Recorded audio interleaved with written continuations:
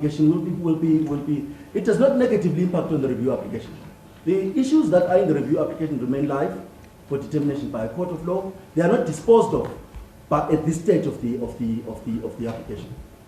So there is no prejudice in as far as the applicant seeks to review the findings of the public protector, because that day will come when he deals with the Part B of the interdict. So, what is the court being asked to do when it suspends the implementation of the remedial action? It is essentially asked to prevent members of the executive from being held accountable. But more than that, that's the one aspect. More than that, it is being asked to place restrictions on constitutional institutions from performing their functions. The police may well wish to investigate one or other aspect of this report by the public protector, whether or not one or other aspect, we don't know which aspect it is, but the police will be in a position to know because they will read the report and determine what in the report may implicate criminal conduct. So the police are essentially been asked by the public protector to perform their constitutional functions in accordance with their own law, the law that governs the police, not in accordance with the public protector. The public protector merely imposes a time frame. She merely imposes a time frame on the performance of those functions, and that cannot be something that the applicants would seek to interdict. So what the interdict does is it stores the implementation of action that is intended to promote transparency, accountability, and good governance. And of course, a delay in the implementation of the remedial action undermines the constitutional purpose of the public protector. It does, because what it does, especially against the background I sketched earlier on, that the public protector has done this work because he's pursuing illegal activities. It simply diminishes the standing of the public protector, the constitutional purpose for which that office was established is weakened by a suspension of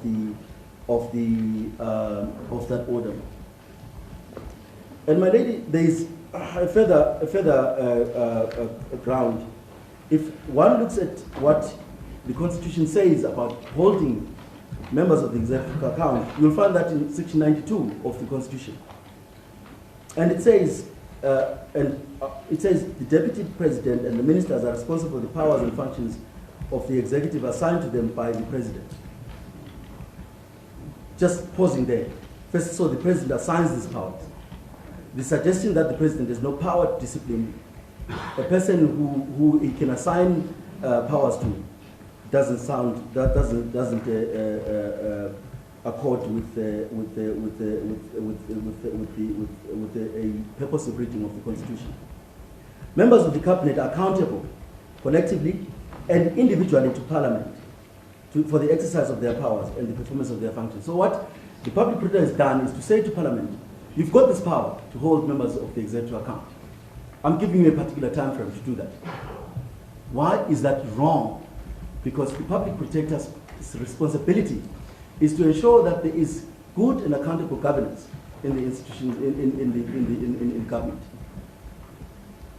So we say, if you interdict that remedy, I mean, if you interdict that remedial action, you're essentially interdicting a very important principle for which the Constitution, holds high, accountability for the work that the executive does. So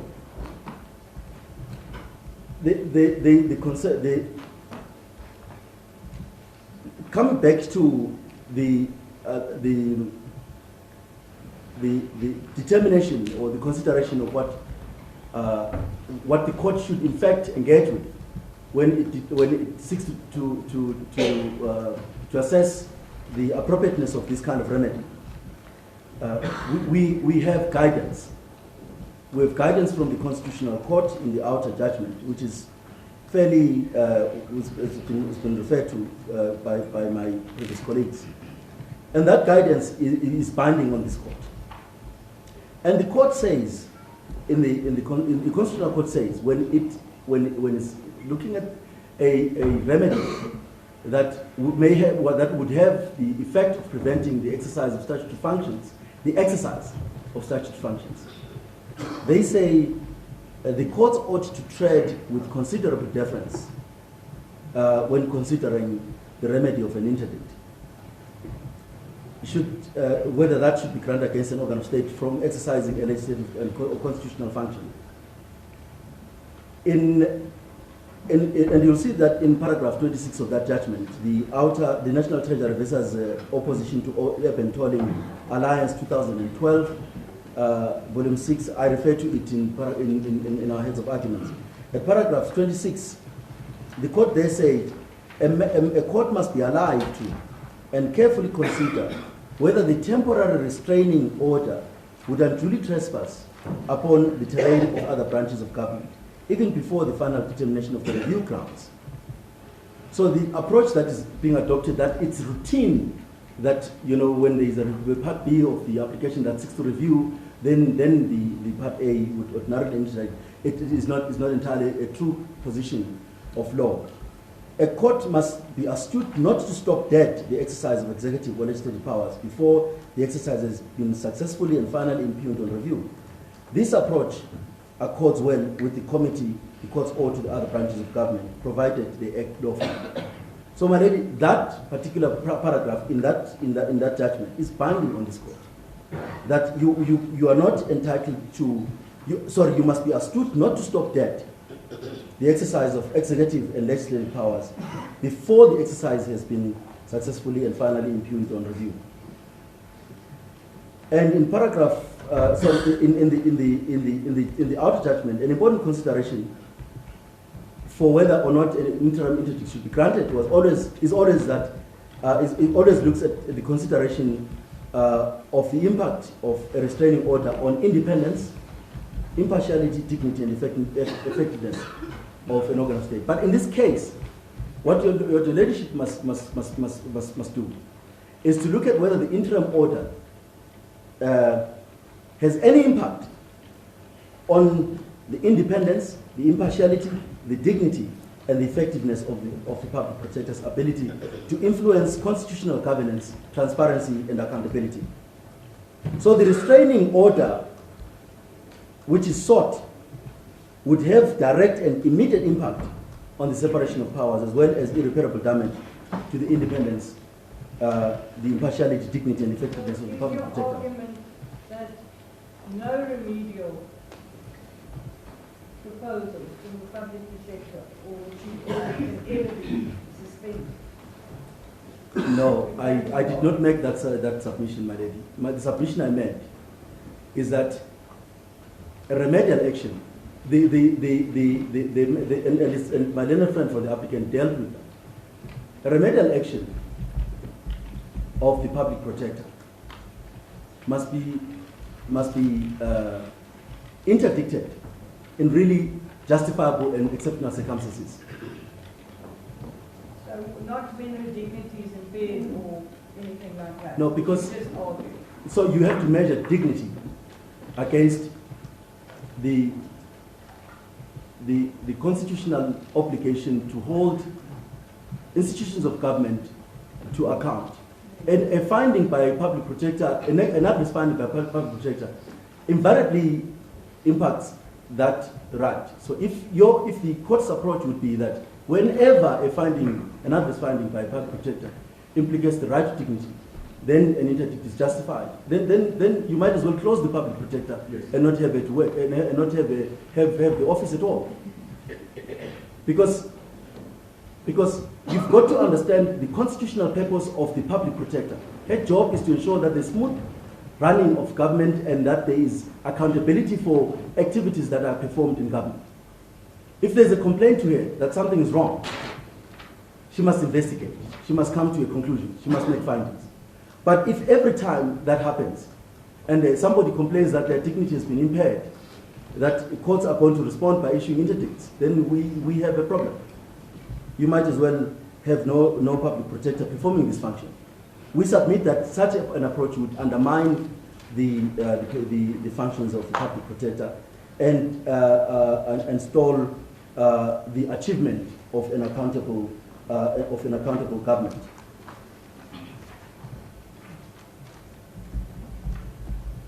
As I submitted earlier on, my lady, you've got to look at the interdict vis-a-vis the purpose for which the public protector was established. And you must say, given that the public protector's job is to strengthen constitutional democracy, what value, what constitutional principle must we uphold and strengthen than that? So if the complaint is that it doesn't, the actions of the public protector are so wrong that they impede the strengthening of constitutional democracy, then yes, that may well justify an interdict. So it depends on what it is that you're seeking to interdict. So we say the remedial action in paragraph 8 of the report is an action that is meant to correct the wrongs that the public protector found. But not just to correct them, but to perform the ultimate duty of a public protector, hold members of the executive and people in government to account for their decisions. So when that is interdicted, simply to protect the dignity of the person, then of course we diminish the importance that those values mean to the constitutional democracy that we have.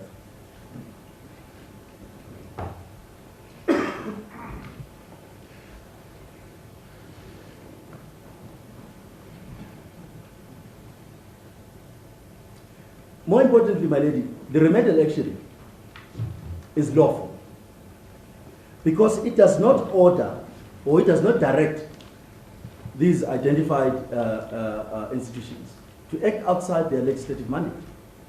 So the president or the speaker or the police or everybody else that is mentioned there is not asked to operate with outside their constitutional or legislative scope. They are in fact encouraged to pay attention to what their jobs entail and to perform their jobs accordingly in respect of this particular matter.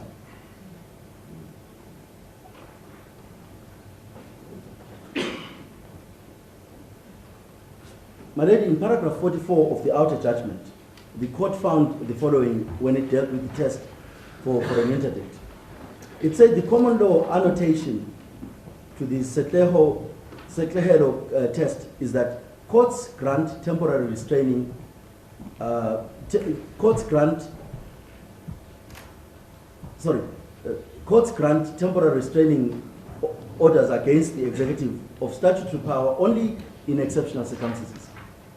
So it's only in exceptional circumstances that's found. And when a strong case for the relief has been made up, strong case for the relief that's been sought out. What we're being asked here, what your leadership is being asked, is to stop the implementation of the remedial action, and accordingly stop the implementation of a remedy that is intended to hold someone accountable for what they have done. The court then says, beyond common law, separation of powers is even a more vital tenet of our constitutional democracy. This means that the Constitution requires courts to ensure that all branches of government act within the law. However, courts in turn must refrain from entering the exclusive terrain of the executive and the legislative branch of government unless the intrusion is mandated by the Constitution itself. So you will engage, my lady, with paragraph 44, because that paragraph gives you guidance and provides you with the legal test that must be met before one is able to grant an interdict. The court in outer further said that the test must be applied cognizance of the normative scheme and democratic principles that underpin the Constitution. This means that when a court considers whether to grant an interim interdict, it must do so in a way that promotes the objects, spirit, and purpose of the Constitution. That's such a profound finding. And we submit that it's binding on how you assess this particular case.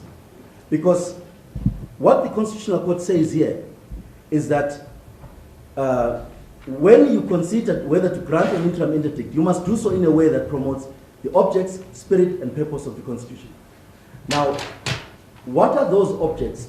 What is the object of the Constitution, the spirit and purpose of the Constitution? Is it to suspend the implementation of a remedial action of the public protector, which is intended to hold members of the executive to account? It can't be that would be the proper route to follow. This means that the court must consider whether an interdict against the implementation of remedial action promotes the spirit, the object, spirit, and purpose of the Constitution. It clearly does not do so, for its main purpose is to hinder constitutionally mandated institutions from performing their legislative and constitutional functions, giving effect to the role and purpose of the public protector. So that is why we say, what my learned friend says, granting an interdict would promote would hinder these institutions from performing their legislative and constitutional functions. You will not find it in the remedial action, because the public protector does not tell, for example, the president what disciplinary action to take against a member of the executive. She doesn't do that. She simply says, have regards to what I've said in my findings. Look at it from the point of view of your position as the person with the power to appoint and dismiss the member of the executive, and then decide what to do. But there must be consequences for what I find in the remedial report. What this interdict does is to basically say to the president, you can't hold a member of the executive to account for the findings of the public protector until the court speaks. Then we might as well, every time the public protector makes a finding, that what it means is that unless the courts speak on those findings, the reports would not be of value. All that you need to do if you are a member of the executive is to say, I'm reviewing this thing, and the president will fold his hands and say, no, I'm not doing anything until the courts have spoken.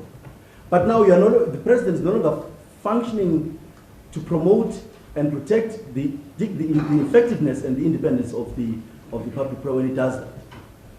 When he defers remedial action consequent upon a court finding on review, that it seems to us would be problematic.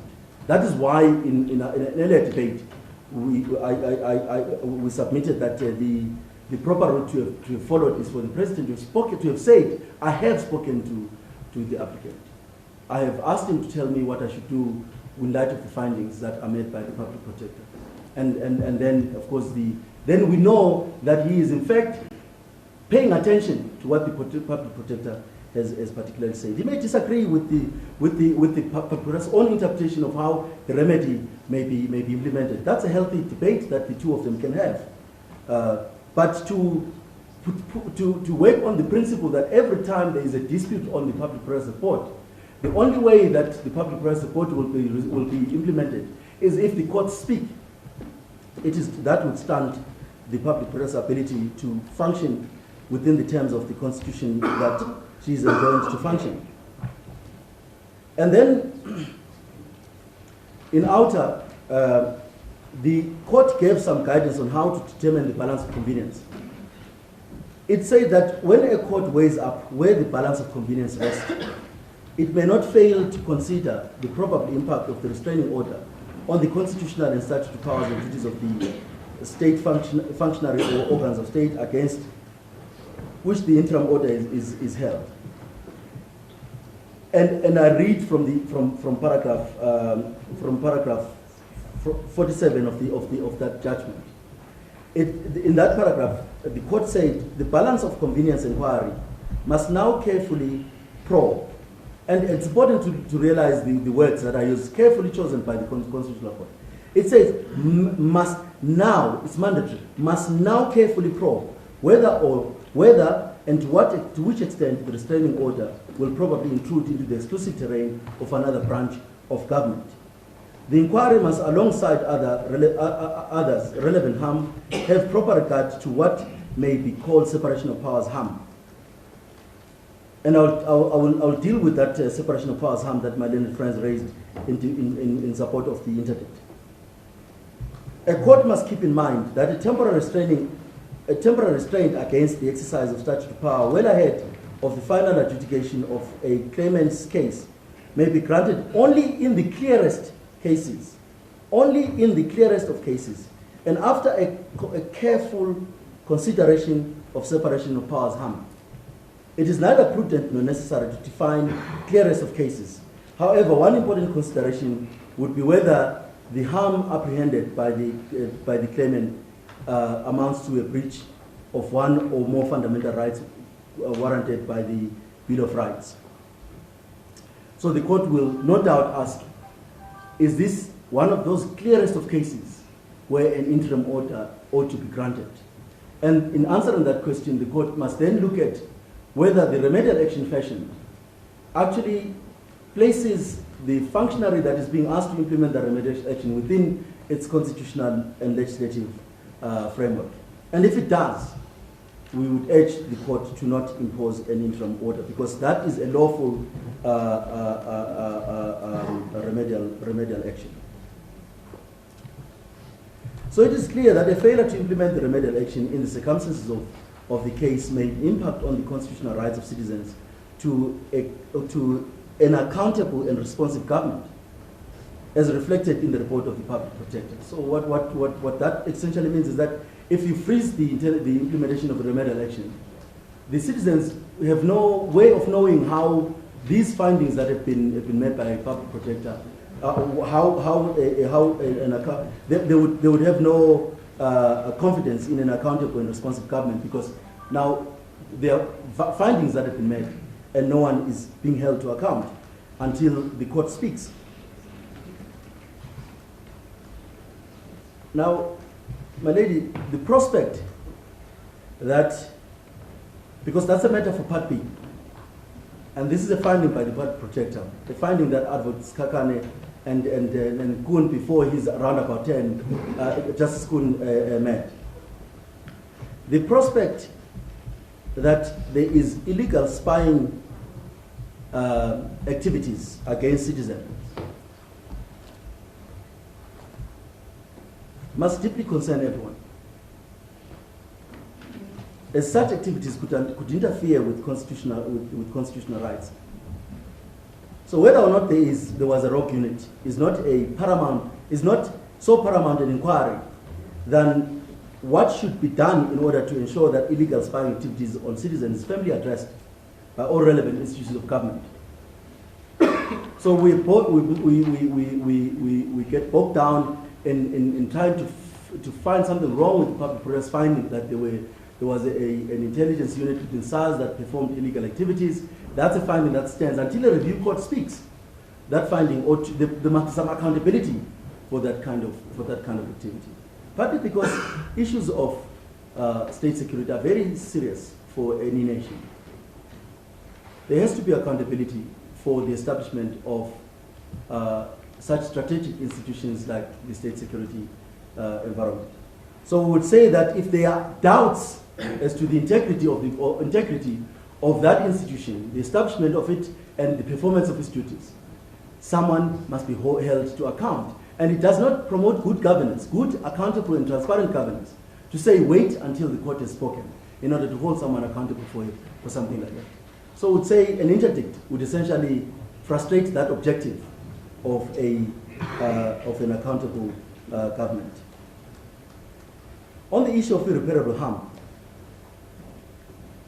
my lady, there is no irreparable harm if the president implements remedial action. There is no irreparable harm to him. There is no irreparable harm to the applicant. The president must engage with the remedial action that he intends to implement.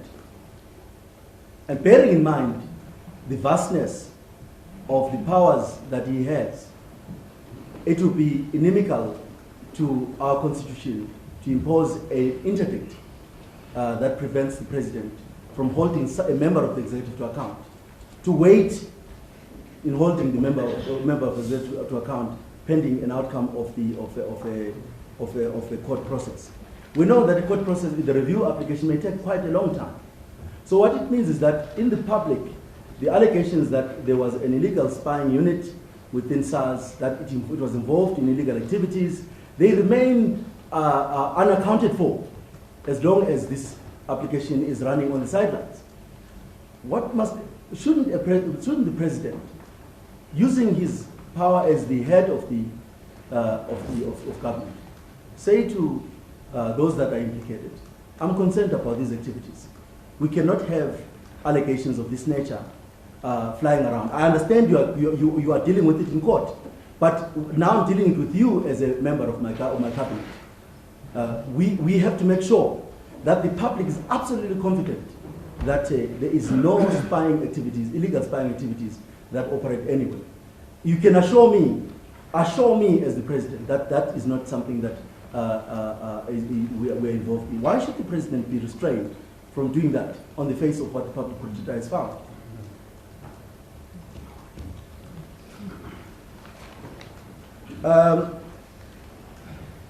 Now, as I've submitted that a refusal to grant an interim order does not harm the resolution of the dispute on review. So, because it does not dispose of the merits on the merits of that complaint in the review application, and the applicant's dignity, although affected, is not irreparably harmed if the remedial action is imposed. So, I mean, if the police investigate in the terms of the public protector and come to the conclusion that there is nothing, what harm does the applicant suffer from that? But if the police investigate and they find that in fact there's something wrong that happened in the establishment of a sensitive strategic intelligence unit, then we want the police to act. We want them to act quickly. And so it's similar, that same argument applies to the public protector. But, my lady, it is the institution that will suffer irreparable harm if this interdict is granted on the allegations that have been made in this founding affidavit, bearing in mind that the case is made only in the founding affidavit, is the public protector. If you issue an interdict, it will convey to the public that what is said about her is correct. When they say she pursues illegal activities and that she is involved in state capture and all those things are correct. That is why judges are now imposing an interdict against the involvement. I know my learned friend says he's not relying on it. That's that's a mark of a good lawyer. But the papers speak a different language. The papers, which your ladyship must consider, tell a story that is completely different from the respectful manner in which my learned friend addressed the public protector, except one or two moments where he used words I would repeat. So we say, look at the affidavit that has been filed by the applicant. If you find that the applicant has abused the public protector, you have a discretion. Even if you believe that an interdict should be granted, you have a discretion to say no. It would be wrong to grant an interdict in this case because the manner in which the applicant approached this court is such that it cannot justify us granting an interdict without conveying to the public that what we are saying as courts is that the public protector is in fact corrupt and has to be interdicted, or her remedial findings remedial action should be interdicted by the courts. So we say your discretion must weigh a number of considerations. You will no doubt consider the dignity of the applicant, which is important. But on the other side of the coin, you will consider the South African public, which is entitled to be assured that the findings that the public protector has made are being dealt with, not via courts, but by the institutions that are responsible for the issues that are identified by the public protector. The courts can decide legal questions, but there are profound issues that require administrative intervention that are raised in the public protector's report. My lady, so if you reject the interdict, we submit that in itself, based against the background of the application, will affirm the constitutional role of the public protector. It will affirm the independence of the office, the impartiality, the dignity, and the effectiveness of the office, with the consequence that public confidence in its work is enhanced and not diminished. But on the other side, if you issue an interdict, we submit that would convey to the public that the institution is worth nothing and ought to possibly be not supported. So we say you stand in a very unique position. You stand in a unique position because you hold the power to tell the institutions of government to do what the institutions of government have not done, which is to affirm the dignity of the public protector, to affirm her independence, to affirm her effectiveness, and to say to them, what harm will it cause you for the police to investigate? What harm does it cause the applicant? What harm does it cause the police? The police are not here saying we're not able to perform that investigation. The NPA may have a complicated argument about independence, but it comes from the mouth of someone who is accused before the NPA. They may have a complicated argument like, well, we are interfering with our powers. But where in the remedial action does the public protector prescribe to the NPA a remedy that impacts on their independence?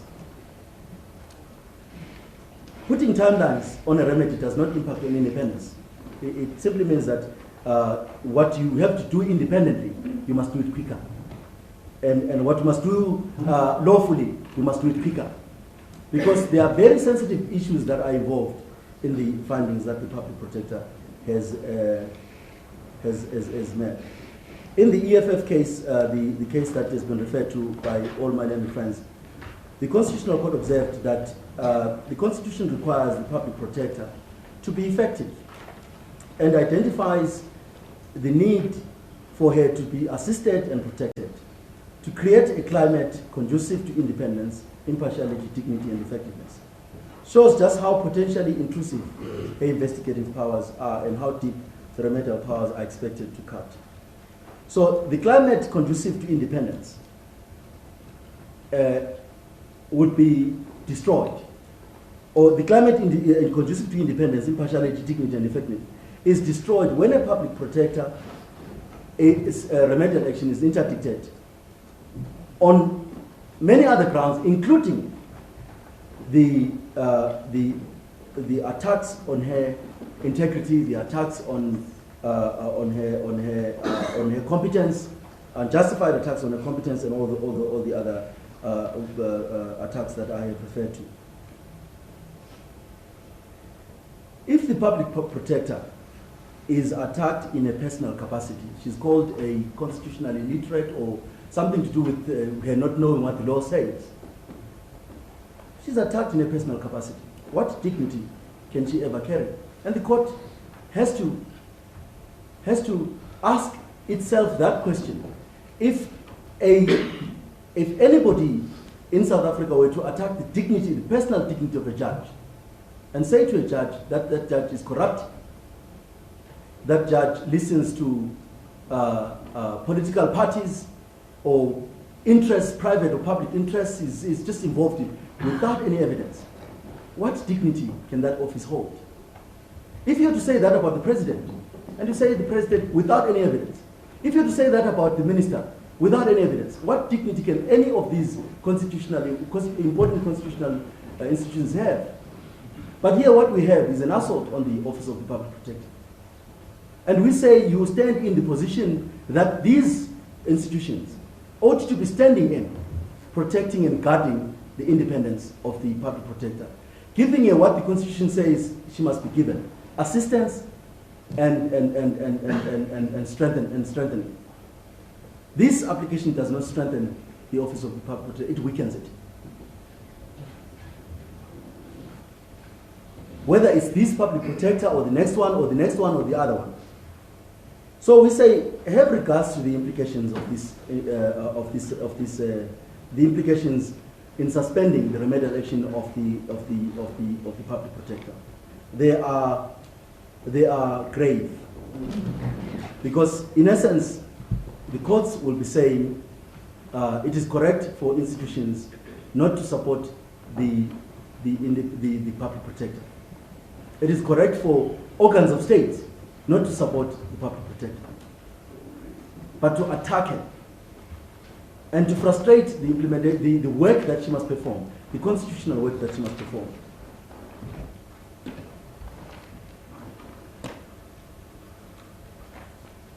My Lord, is that, sorry, I beg your pardon, my lady.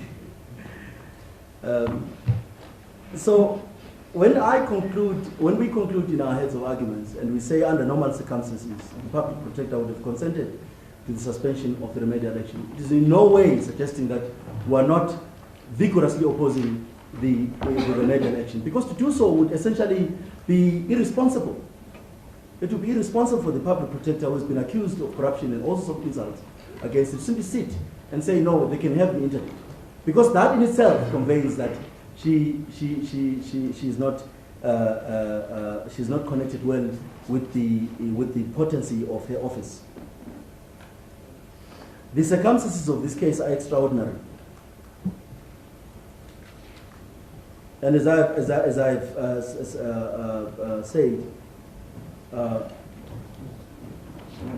the court ought not to sanction the manner in which the public press has been brought here. And when it does so, it must do so in considering whether or not an interdict is justified, and whether or not a remedy,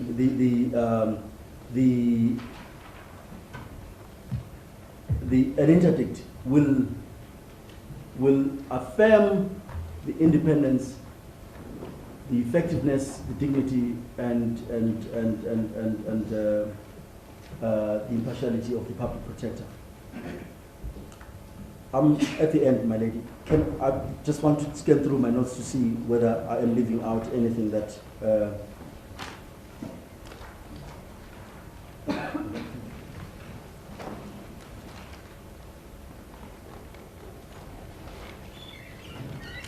my lady, let me just refer to an important constitutional provision which on its terms simply supports the proposition that an interdict against the performance of accountable governance would be wrong. Section 237 of the Constitution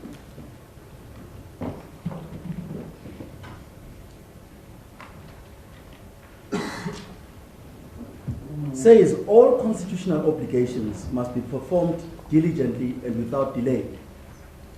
What that provision means, if it's unpacked to its logical meaning, it simply means that the president ought not to delay holding a member of the executive accountable. The SAPS ought not to delay investigating allegations of unlawfulness. The NPA ought not to delay in bringing appropriate charges against the person they have charges against, and that the Minister of State Security ought to do her work by ensuring that we don't have rogue spying units around the country.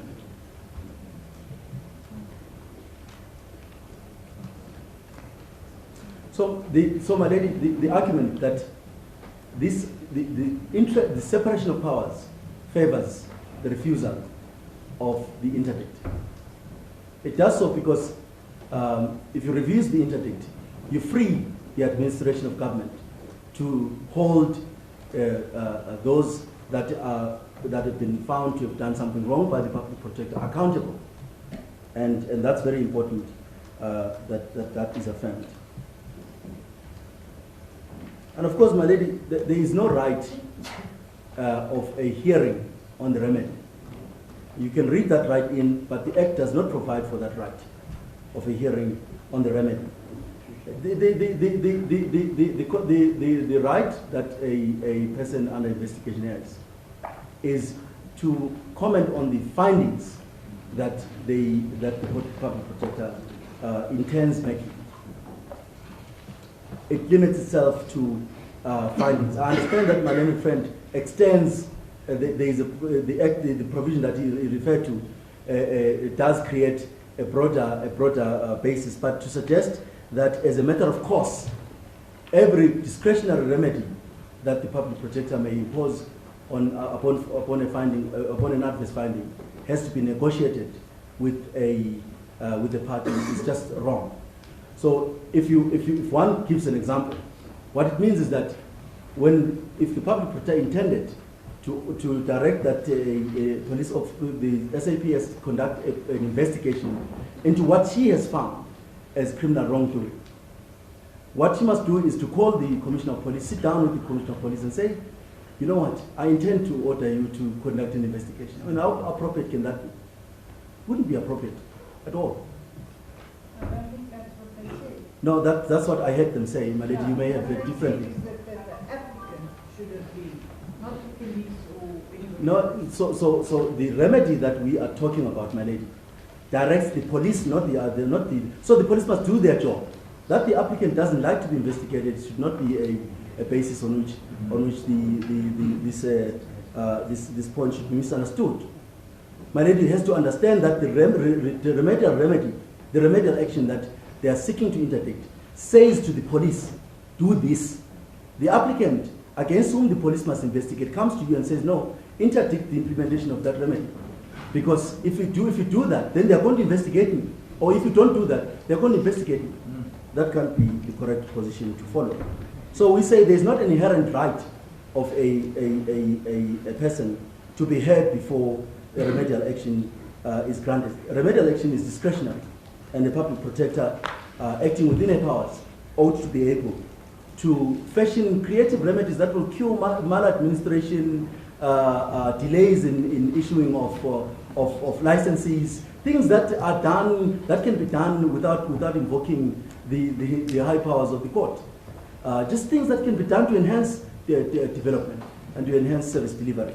The public protector ought to be able to do that without necessarily negotiating that with either the person against whom they are finding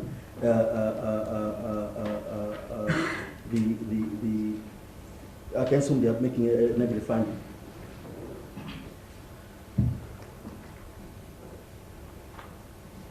So the arguments on the merits, my lady, I don't really propose to address the arguments on relating to how wrong she was on jurisdiction, how wrong she was on this. She stands by her report, and she stands by her findings on that report. The bottom line is that the applicant has a different view to that of the public protector, and as far as the legal questions are involved in this case. That, fortunately, is now in your hands, my lady. And with the judicial resources you have, you'll no doubt deal with the family and come to some conclusion, so that the public protector, as well as the minister, will understand the true legal position as articulated by the courts. To suggest that her view that is different is so incompetent as to call a legal illiterate is just wrong, and it's not desirable. And of course, Advocate Kakar, as we say, has a different view to to Justice Nugent, and we don't know the position of Justice Kuhn, but it seems that he moved from one position to the other, and it's not clear exactly where he stands. But the fact that he did that is not necessarily wrong. It simply means that perhaps he reflected on the earlier position he had and came to a different conclusion. And so we say, do not insult people because they hold different views about what the law says.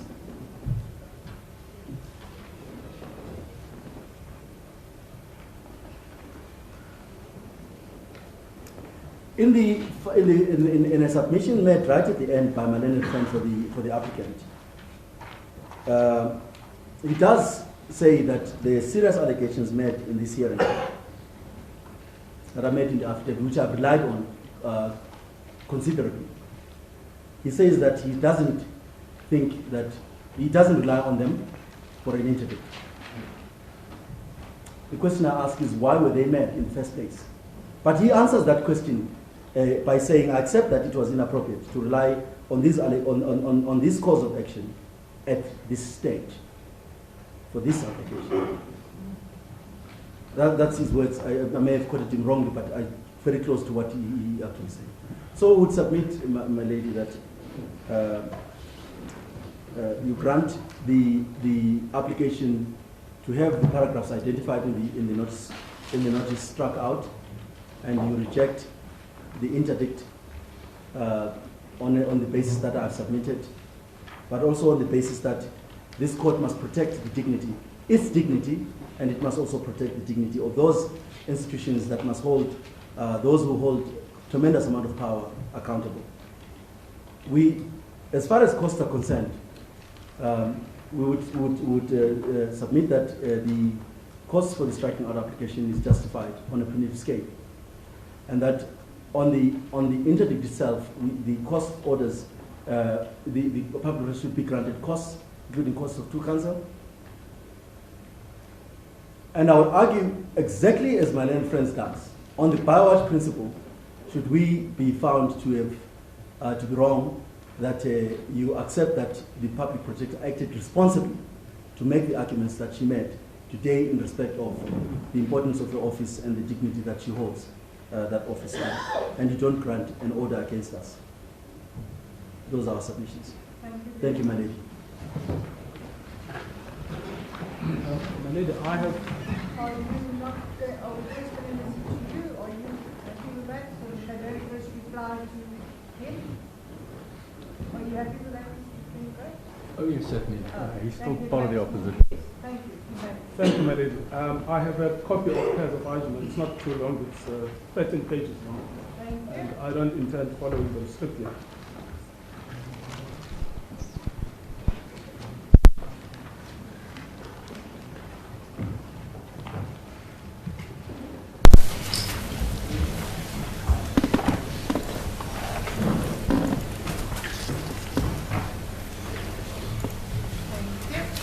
Lady, perhaps I should start with the outer principle.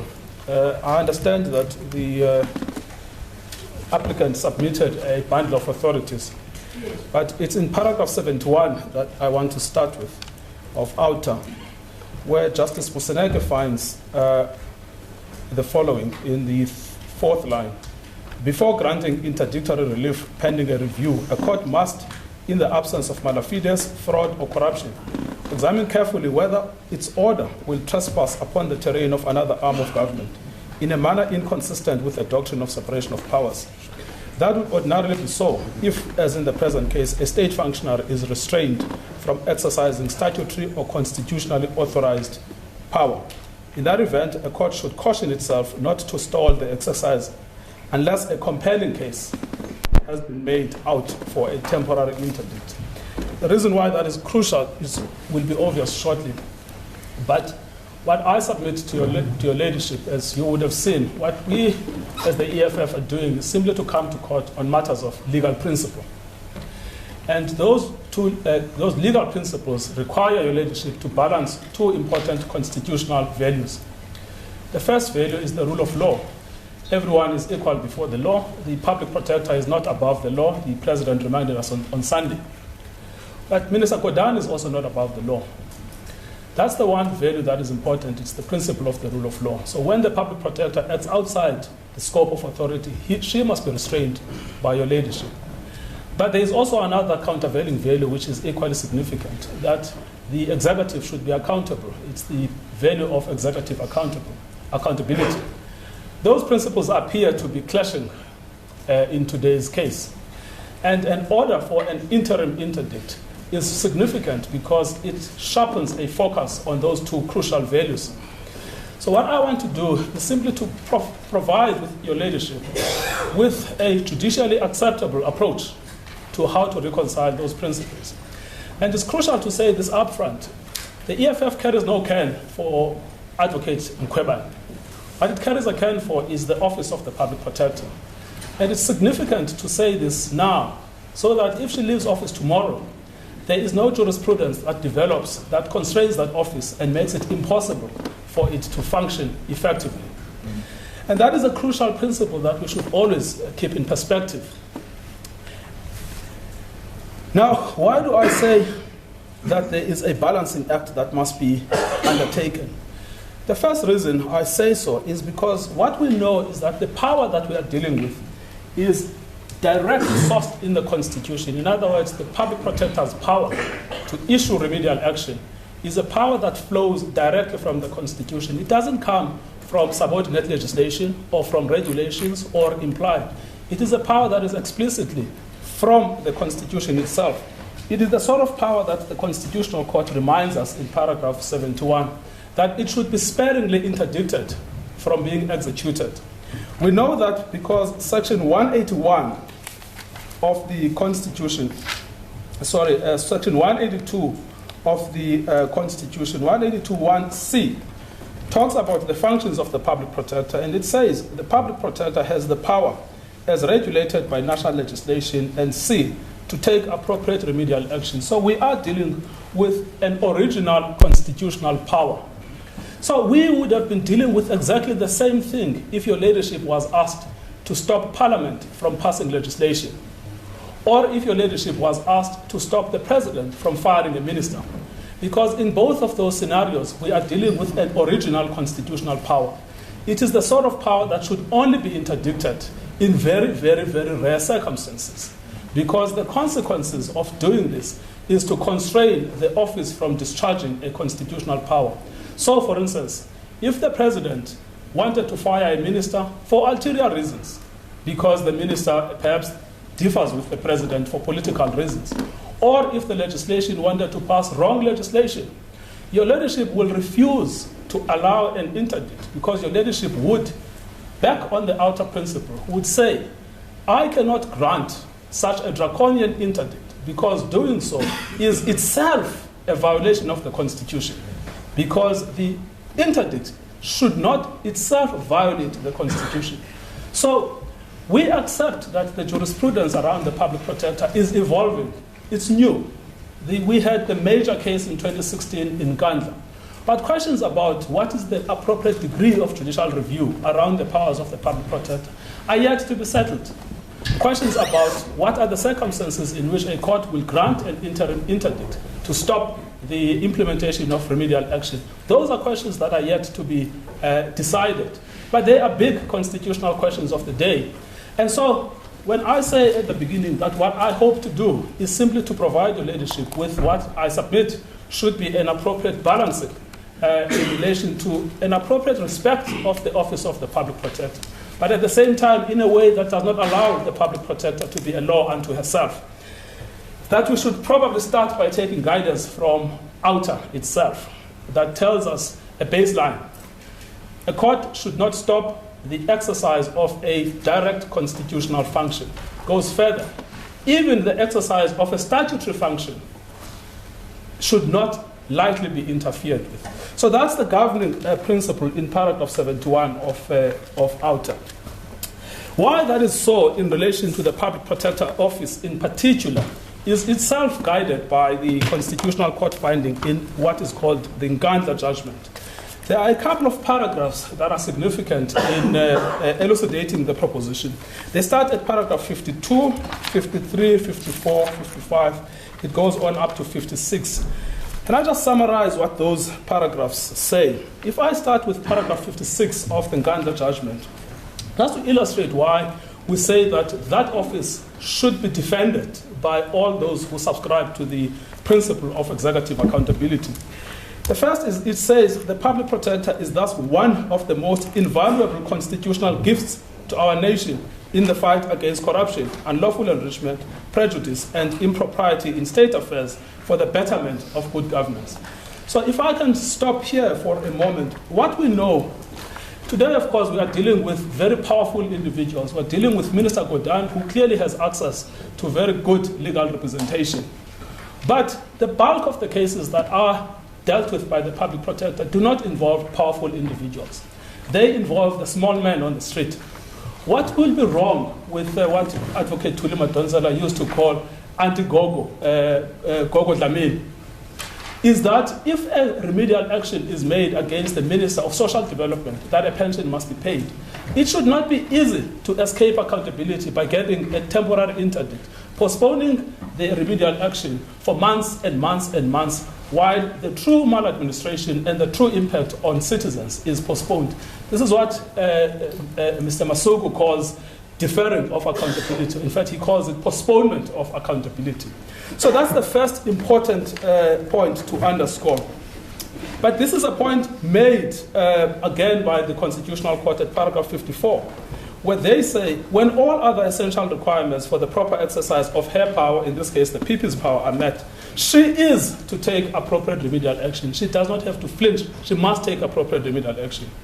Our constitutional democracy can only be truly strengthened when there is zero tolerance to the culture of impunity, the prospects of good governance are duly enhanced by enforced accountability, the observance of the rule of law, and the respect for every aspect of our Constitution as the supreme law of the Republic are real. And this is what they say next, my lady. Her investigative powers are not supposed to bow down to anybody, not even at the door of the highest chambers of raw state power. And why that is so, they continue, an unfavorable finding of unethical or corrupt conduct coupled with remedial action will probably be strongly resisted in an attempt to repair or soften the inescapable reputational damage. Minister Gordhan today is strongly resisting the remedial action. Of course, he says he wants also to protect his reputational damage. He may be right. But the point of the matter is that a draconian order of an interim interdict should be sparingly granted, because Mr. Gordhan will be vindicated in Part B if he is.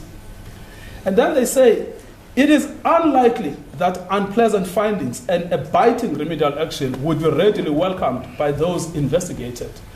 That was right against Mr. Zuma. It is right against Mr. Gordhan.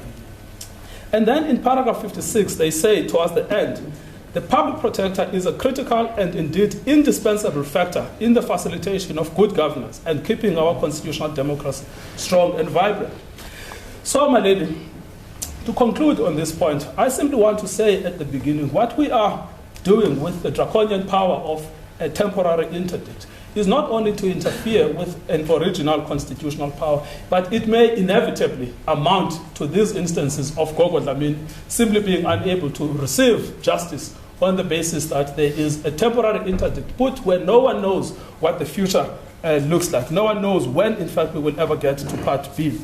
So under what circumstances, your ladyship put a very important question to my learned friend for the public protector. Are you suggesting that under no circumstances should an interim order be granted? No, of course it would be irresponsible to make that suggestion. But what we are suggesting is that your ladyship should not apply the usual test, the Setlogelo test, because one is dealing with original constitutional power, and that is not something we've invented. This is something that comes from outer itself. So when should you grant the order? So what outer tells us is, firstly, you should grant it in the clearest of cases. And outer also tells us that you should grant it where there are instances of malafides, where there are instances of corruption, where there are instances of bad faith. But what is clear is that an interim interdict against the exercise of original constitutional power, particularly a power of an organ whose primary purpose is to investigate malfeasance within the public affairs, that should be granted in the most exceptional of circumstances. So it is not enough for our learned friend to say that we've got a plausible and an arguable case for Part B.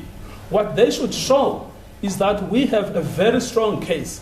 In addition, this is one of the clearest cases. We fall within an exceptional category. And it's not enough to say that Minister Gordhan has been roughly or incorrectly or unfairly impugned, because the consequence, and this is the natural consequence of anyone holding the office of the public protector, is that they will impugn the integrity and the dignity of a minister that they find against. And so it comes with the territory. Once you accept a ministerial position, is that sometimes you will be unfairly criticized. And that unfair criticism should not give rise to a drastic order where courts are stopping the exercise of constitutional powers, because that on its own is unconstitutional. And courts cannot act outside the Constitution themselves.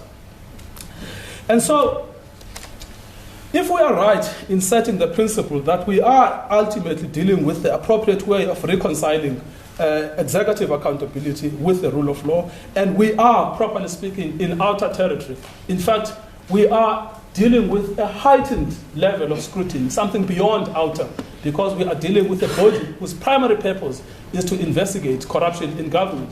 And we are dealing with a body that is most likely to be the primary target of those people that are found to be in breach of their public functions. And so, therefore, the draconian order of an interim relief should be reserved for the clearest of cases, for the exceptional cases, but for instances also where there are allegations of corruption and malafidis.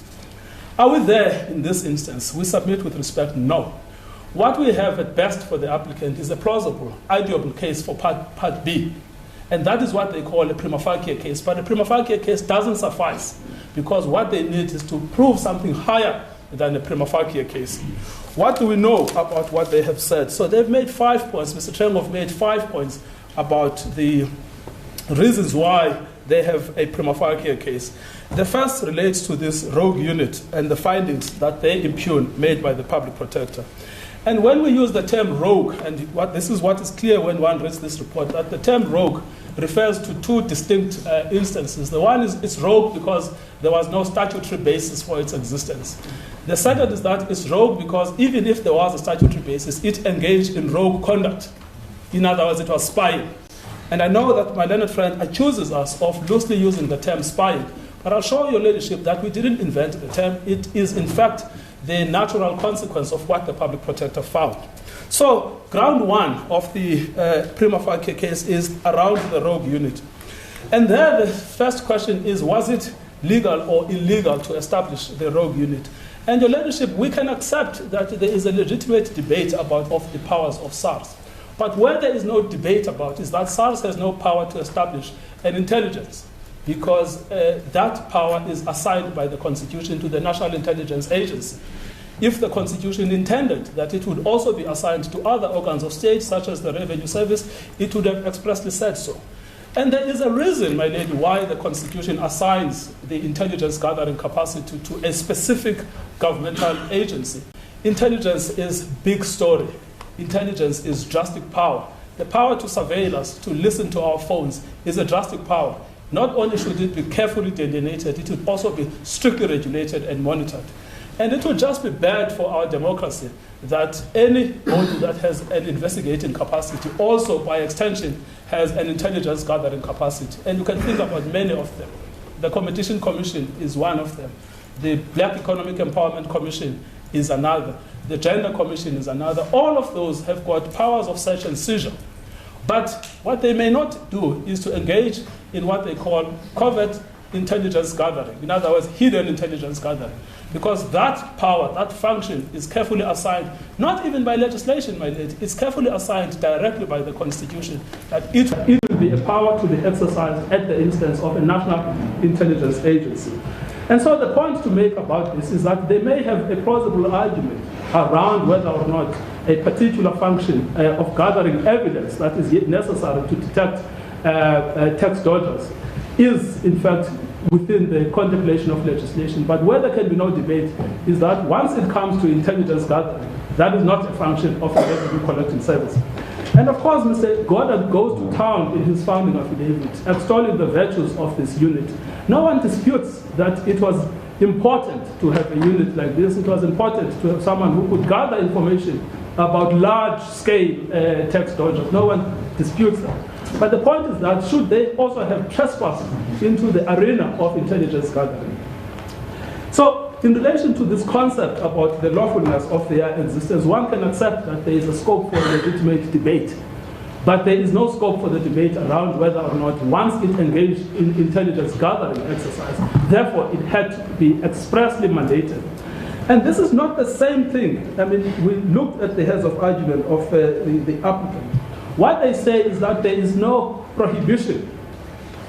But for intelligence gathering, given the drastic nature of that power, it's not enough to say there is no prohibition. There must be an express permission, because the intelligence gathering comes directly from the Constitution, Section 204, and it is assigned there to the National Intelligence Agency. But there is a second problem with this. If your leadership has regard to page 20631, this is an annexure to the affidavit of Mr. Gordhan, the founding affidavit of Mr. Gordhan. And this is one of the documents we had earlier when Mr. Trembov explained that originally SARS wanted to locate this unit within the NIA, and then at a later stage they then decided to do it themselves. But this is the memorandum that was drafted by Mr. I think it was Mr. Well, someone who was the general manager, enforcement and risk, but it was approved by Mr. Gordhan on the 8th of February 2007. And this is what it says. Number one, to seek approval to fund a special capability within NIA to supply SARS with law enforcement with the necessary information to address the illicit economy. No problem with that. But look at the second paragraph, 2.1. Collecting tactical intelligence, that is their own words, invariably means penetrating and intercepting organized criminal syndicates. So what we want is tactical intelligence. We will do it by penetrating and intercepting. Then they say, this is an activity for which SARS does not presently have the capacity, including the legislative mandate, to manage clandestine activity. So Mr. Gordhan knew as early as 2007 in February that there is no power in SARS to conduct clandestine activity, to penetrate and to intercept. This is why they said in paragraph 2.2, discussions are taking place with national intelligence to supplement SARS intelligence capability. NIA is willing to create a ring-fence capability, provided funds are made available to cover personnel costs. In other costs will be covered by the NIA. NIA is willing to finalize the above-mentioned arrangement into an MOU. You would have seen, your leadership, that there was in fact a draft MOU that was not signed between SARS and the NIA because the NIA lost interest. But the point to be made here is that right at conception, it was known that this unit would be gathering intelligence. Right at conception, it was known that SARS has no legislative capability, and hence the intention was to locate this within the NIA. What did the public protector do about this? And we see the people who signed it was Mr. Gordhan, Mr. Mkhwebane, and Mr. Manuel. What did the public protector say about this? We see the report and the finding of the public protector from page 143. This is what she says at 5262. Evidence obtained during the investigation indicates that state security report found, among other things, that SARS created a covert unit utilizing covert and intrusive methods in contravention of the SARS mandate. That is not surprising because SARS always knew this at the very beginning. And then they say SARS had an interception and monitoring of communications capability, which went beyond targeting tax offenders, but was also utilized for political purposes, as per the documentary evidence in my possession. And she justifies this. She doesn't make these statements lightly. She justifies where she got the evidence from. Because if one looks at page 169 at paragraph 552, this is what the public protector says. Mr. van Rensburg, who was one of the witnesses who gave evidence before him, submitted during an interview with the investigators working with Advocate Brassik, SC, information on the activities of the intelligence unit. The recording of that interview was made available to me as it would assist me in my investigation. In the recording, Mr. van Rensburg discussed issues relating to the bargaining of the NPA and DSO offices in 2007 by the SARS intelligence unit. So not only did they develop these interception techniques, they also bugged the NPA offices and the DSO offices. And this is a witness telling the public protector this. And then in 553, they say, Mr. Van Rensburg continues, confirmed the existence of the unit and indicated that the operations of the unit at the time he was active within were mostly kept undercover to a point where some of its employees did not have office space at SARS. Meetings to discuss current operations underway and to provide briefings to Mr. Pillay on current operations were in most cases held on Sundays, either at Mr. Pillay's residence or at a restaurant. The team members termed this meeting Project Sunday Evenings.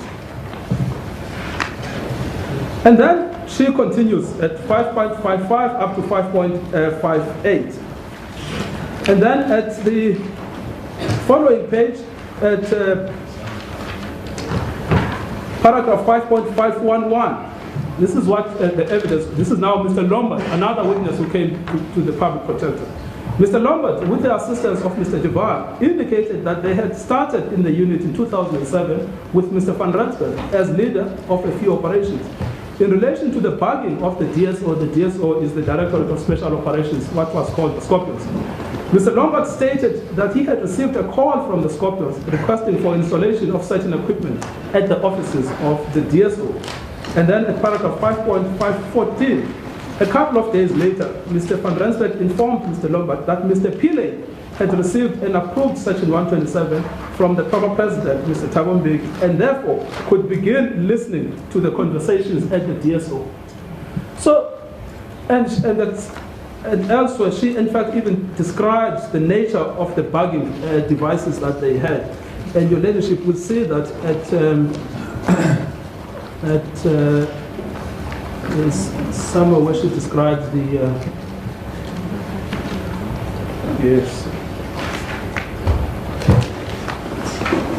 yes, at page 149, 151, and 152, that's where they describe the actual instruments, the devices that they bought, and those devices were then taken and put at NPA and DSO, and then thereafter they got permission to listen to the interceptions.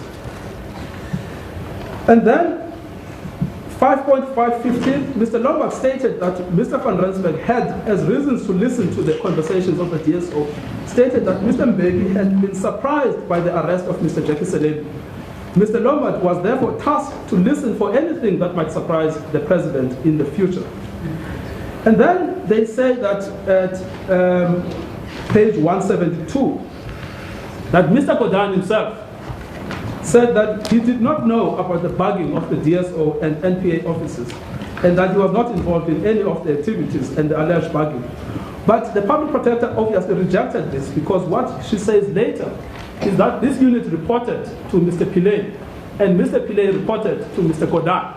And this unit not only had no statutory basis for existence, but it also engaged in bugging, proper spying activities.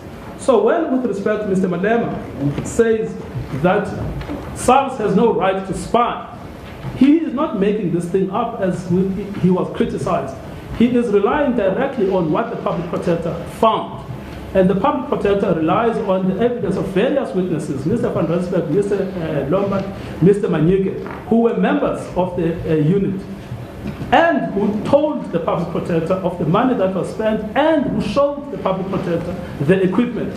So with respect, there can be no basis for the allegation that there in fact was no evidence of a rogue unit. The evidence was overwhelming on the basis of what was found by the public protector.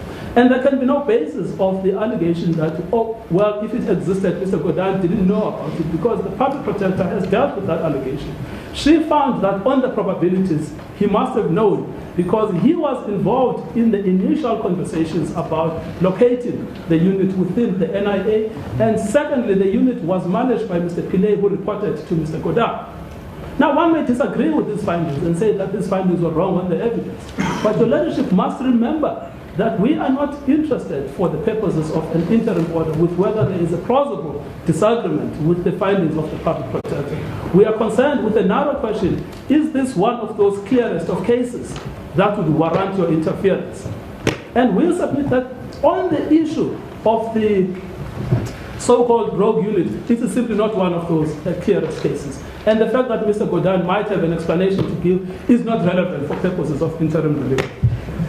Second point that they raise, quite apart from the rogue unit point, second point they raise is that the public protector acted outside of scope, in the sense that where a complaint is more than 2 years old, it should not be investigated except where there are special circumstances.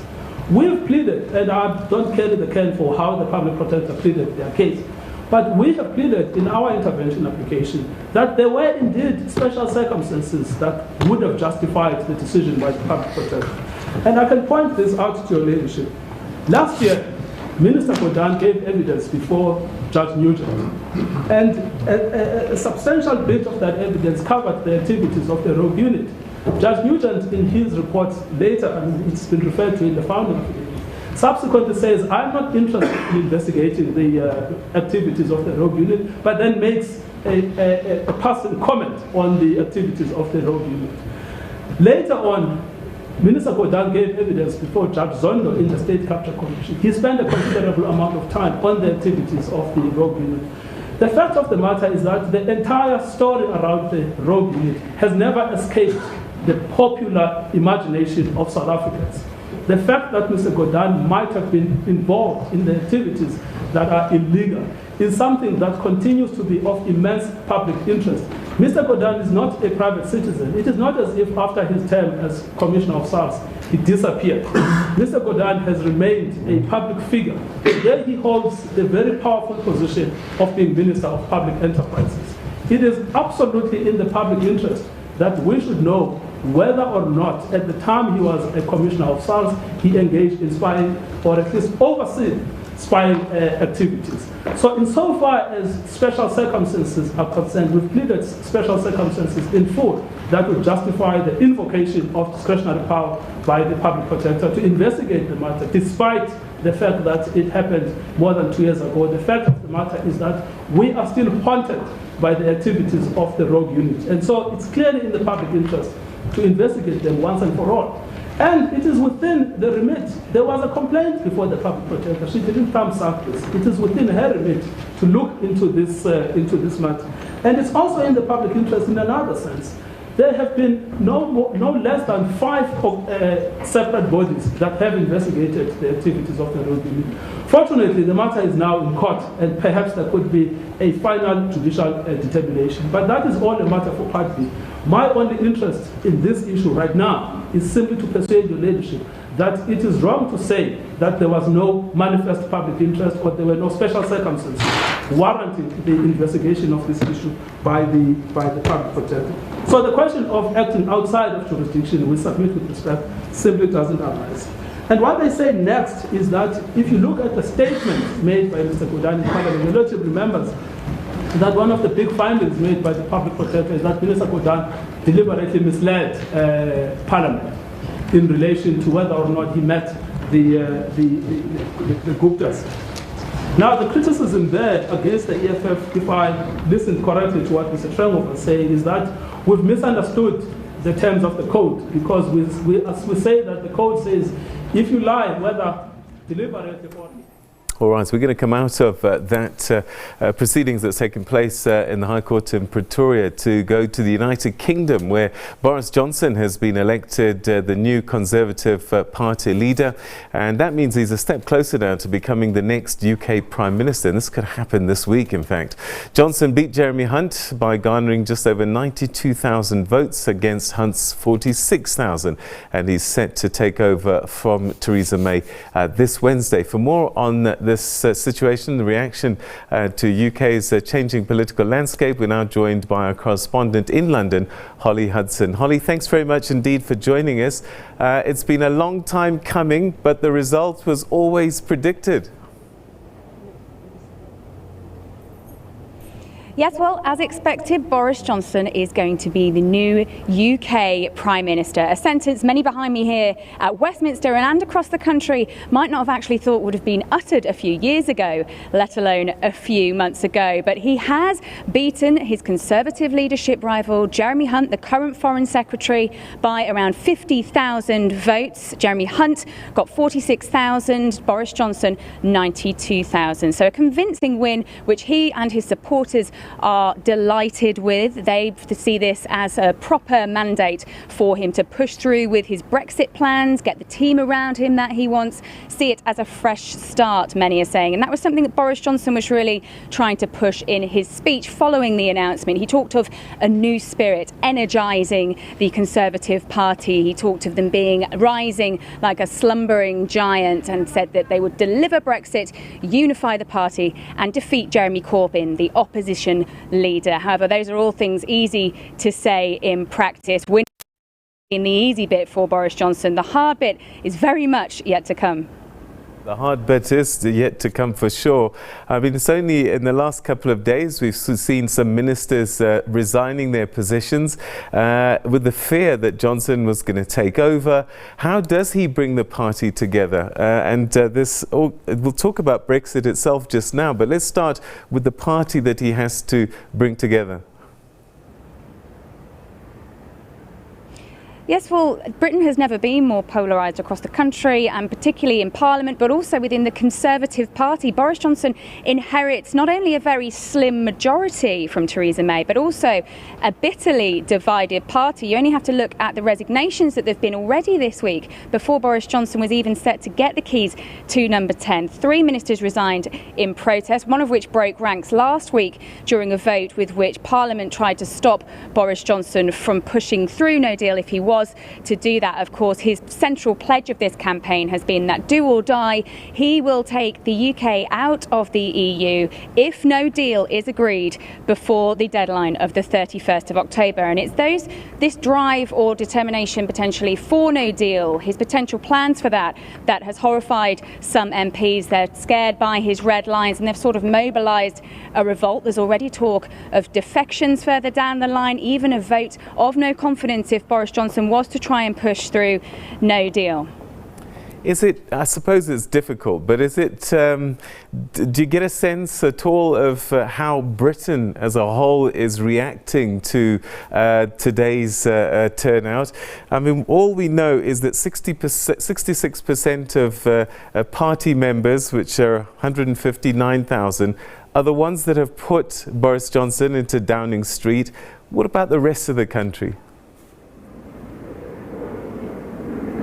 Yes, it's quite an extraordinary process, the way in which Boris Johnson has become the UK Prime Minister. As she said there, it was a Conservative leadership party contest. So after Theresa May resigned, it was up to the party to decide between the two favourites and then party members to decide on the winner. 160,000 of them, that's just 0.25% of the UK population. And that's something that the opposition leader Jeremy Corbyn has recently criticised, taking to Twitter to say that Boris Johnson has only won the support of less than 100,000 people in the UK, Conservative Party members, and as we know, they tend to be staunch supporters of Brexit. So many feel that Boris Johnson doesn't have the mandate to deliver on what has been described, obviously, as a very critical, crucial time in politics. However, his supporters, his allies would say he is the man to unify the party. He's the one, he has the personality and the charisma to take us out of the European Union and will deliver Brexit by the 31st of October. Well, he's got the blessing of people like Donald Trump. That should be interesting. I suppose they share some kind of relationship. Yes, definitely. I mean, Boris Johnson and Donald Trump, of course, have been firm friends, as we understand. And Donald Trump saying on Twitter, congratulating Boris Johnson, saying he will be great. So what does that say for the special relationship in the future? Of course, there are ongoing escalating tensions between Britain and Iran, which is creating a fairly difficult situation between the US and Britain at the moment. We'll have to see how Boris Johnson handles that. There is already speculation that he's been invited to Washington, but he's of course expected to tour the Union first and deliver a speech up north in the next few days in the UK. We've also heard, interestingly, from the EU's chief negotiator, Michel Barnier, who has said that he's looking forward to working with Johnson and ratifying the current withdrawal deal. Now, that obviously indicates where the EU still stand. Their rhetoric has maintained, it has stayed the same, that Theresa May's deal is the only one still on the table. Boris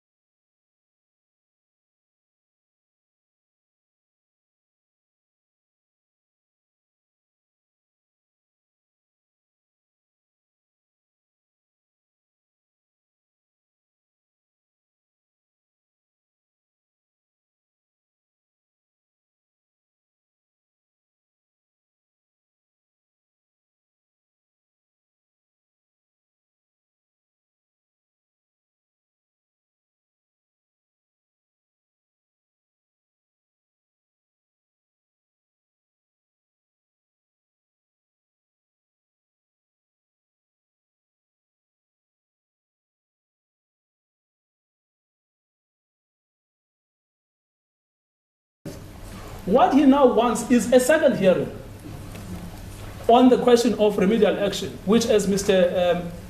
Masuku points out, the remedial action not directed at him, but directed at the president. But insofar as the adverse findings against him were concerned, he was given Audi. And that's the Audi that is prescribed in the legislation. And he has no right at all to the second Audi that he wants, the Audi in relation to remedial action. And Mr. Masuku, I know there was a little bit of a debate on this, but with respect, Mr. Masuku is right when he suggests the debilitating consequences of giving someone a hearing on remedial action. Assuming that you were to say the police must arrest, that would be the outcome of the public protector. Assuming that the public protector were to say the police must arrest Minister Gordhan. According to Minister Gordhan, he wants an opportunity to say whether he should be arrested or not. So there are problems, legal problems with it, in the sense that, and this point is actually not made lightly, my lady, and there are consequences in the sense that statutorily there was compliance, full compliance, because he was given his right to Audi. It's the second Audi that he wants, which is not contained in the legislation. And he wants that second Audi through this convoluted argument that says, I have it because the rational exercise of the power on the Scalabrini principles requires me to be heard. But it simply ignores the fact that there is a statutory domestication of how Audi is to be observed in the context of public protector investigation. And the larger point your leadership has got at the very beginning, that whatever we do in interpreting the law, we should never constrain the ability of the public protector to do an investigation. And it is one of these stringent procedural requirements that in fact falls within the type of things that the Constitutional Court says should not be done to facilitate the work of the public protector. So we submit with respect, there is nothing in the contention about the failure of Audi. But there is also a further point to be made on this. And it is the question around what exactly is the calamity that will likely befall Minister Gordhan. And here there is, Mr. Trengov characterizes our argument on the basis that we say it is not prescriptive around whether there should be disciplinary action or not. It is clearly prescriptive that there should be disciplinary action. What it does not prescribe is how the president should conduct the disciplinary action. The president is entitled, and he is not bound by the findings of fact made by the public protector. What he is bound is bound by the fact that he must take remedial action. That is what is the binding part. It's the binding instruction to take remedial action.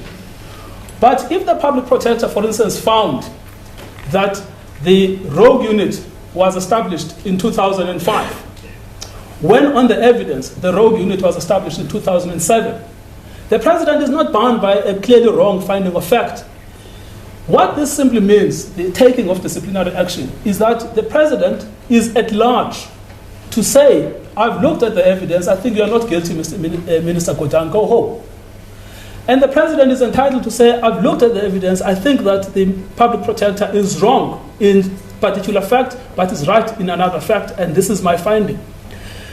What I don't follow, and I don't want to be unfair to the president, what I don't follow, my lady, is why the president says that the president has no power to take disciplinary action against his ministers. And the reason I say this is because they themselves accept that he hires and he fires. And they also accept the principle in Masetla because Mr. Chaskoson referred to the Masetla principle. And Masetla principle was the power to terminate a contract of the DG of the NIA where the president has the power to fire. A power to hire. And where the Constitutional Court finds a judgment by Justice Museneke that the larger power includes the smaller power. And so it's unclear what is the point that they are making, that there is doubt in the president's ability to discipline his ministers. A discipline may be in the form of a reprimand. It defies logic to think that a president with the power to hire and fire ministers now says to the High Court that he doubts if he has got the ability to shout at them, to tell them they've done certain things wrong. So, do you interpret that remedial action from the public protector that the president should shout at Mr. Gordhan? No, what I am suggesting to your leadership, of course, I cannot prescribe myself. What I am suggesting to your ladyship is that it is absurd for the president to tell the High Court that he doubts if he has the power to discipline his ministers. If the president accepts that he has the power to fire his ministers, there is no way that the president in the same breath can suggest credibly that he also doubts if he has the power to discipline them. The president has a range of disciplinary measures available to him. That's why he appoints the members of cabinet. So if the principle in Maseta is right, that the larger power incorporates the smaller power through the principle of implied powers, there is just no way that anyone sensibly can suggest that the power to fire doesn't include, for instance, the power that we're debating, the power to shout at someone. And regardless, my lady, of whether or not the president is required to shout at Minister Gordhan or not, my primary point is that the president is entitled to satisfy himself whether or not Minister Gordhan is guilty. He may decide that Minister Gordhan... He can ignore the findings of the committee. Of fact, yes. What he cannot ignore is the fact that there is remedial action that says he must do something. But the finding of fact made by the public protector cannot be binding on the president. The public protector cannot say the sky is blue, and then all of us in a robotic fashion, we also believe, the sky is red, and we all believe that the sky is red. So the findings of fact do not impinge upon the exercise of logic as a matter of common sense. So we can make another example. Forget about the president, because the stakes are high in cases that involve members of cabinet. Say that they had said, take disciplinary action against the DG. What that simply means is that call the DG to a hearing, listen to what the DG has had to say. If the DG gives you a convincing explanation that he is not guilty, of course acquit them. Because the public protector is also restrained by the law. What she cannot do is to take disciplinary action on members of cabinet. And that is why she herself carefully refers this to the president. So what I suggest to your ladyship is that there is no way that remedial action can be read to mean, and this is the suggestion made by Mr. Trengo, there is no way that it can be read to mean that the president will be constrained by findings of fact made by the public protector. What he is constrained with is the fact that he must take a disciplinary action. That boils down to that he can ignore the report. He can ignore the findings of fact, absolutely. You can say, on a particular finding that you have made, that the rogue unit was established in 2007. You can say, on the evidence before me, the rogue unit was never established at all, or the rogue unit was established in 2005. So those findings of fact remain open, and that's the suggestion we tried to make, maybe not clearly, in the founding affidavit, that what this is about is you initiate a disciplinary action, and Minister Gordhan has all of the procedural rights that would accrue to anyone, including the fact that the president would be entitled to say, I am the president, I think on the facts, this is the correct set of facts, and therefore I am making my own determination. So there would be no way in which one can say the public protector has constrained the president and has constrained the remedial action. And one, my lady, because I should make the final point on this. Yes. And then another point, my lady, to be made on this issue is that if one really is to take seriously the nature of the remedial action, one must give that remedial action a constitutionally appropriate meaning. And the constitutionally appropriate meaning is also to recognize the power of the president over his own ministers. And hence, I cannot understand why the president is telling the court that he thinks that he has no power to discipline his ministers. Because it seems quite obvious that he does. And maybe there's something I'm not understanding in the submission that was made by Mr. Chaskalson. And so the point is that a constitutionally appropriate reading of that remedial action is that the president is at large to find Mr. Gordhan not guilty. And this is why we say there is no calamity. Take another example, my lady. Outer, or the changing of the street names. In Outer, the government was building up toll gates, big structures that could not be removed. In the change of names, the AfriForum versus City of Tshwane, what the government was doing it was removing street names and replacing them. The applicants came to this court, and in both instances, interim relief was granted, interdicts were granted. Those interdicts had to be reversed at the Constitutional Court. How much more in terms of irreversibility? How much more can you be irreversible than where the state imposes big toll gates, than when the state changes street names? And so what we have here, this idea of irreparability, is two people talking to each other. And this is what we are told is the calamity. And so I submit with respect, my lady, that if we take seriously the remedial action and we take ourselves outside of the current context and we think really about the true purpose of the Office of the Public Protector, which is meant to uproot corruption and which is meant to protect those, as Justice Mkhwebane pointed out, those that have no access to legal services, those who cannot go to lawyers, and therefore they refer their complaints to them. The danger is that an easily granted interdict would ultimately stunt the ability of the public protector to do her office. And that is why the only proper guidance is to wait for the clearest of all cases where there will be true irreparable harm, not instances where someone says my dignity is impugned, especially not in instances where there is simply an arguable point of law. It must be one of the clearest.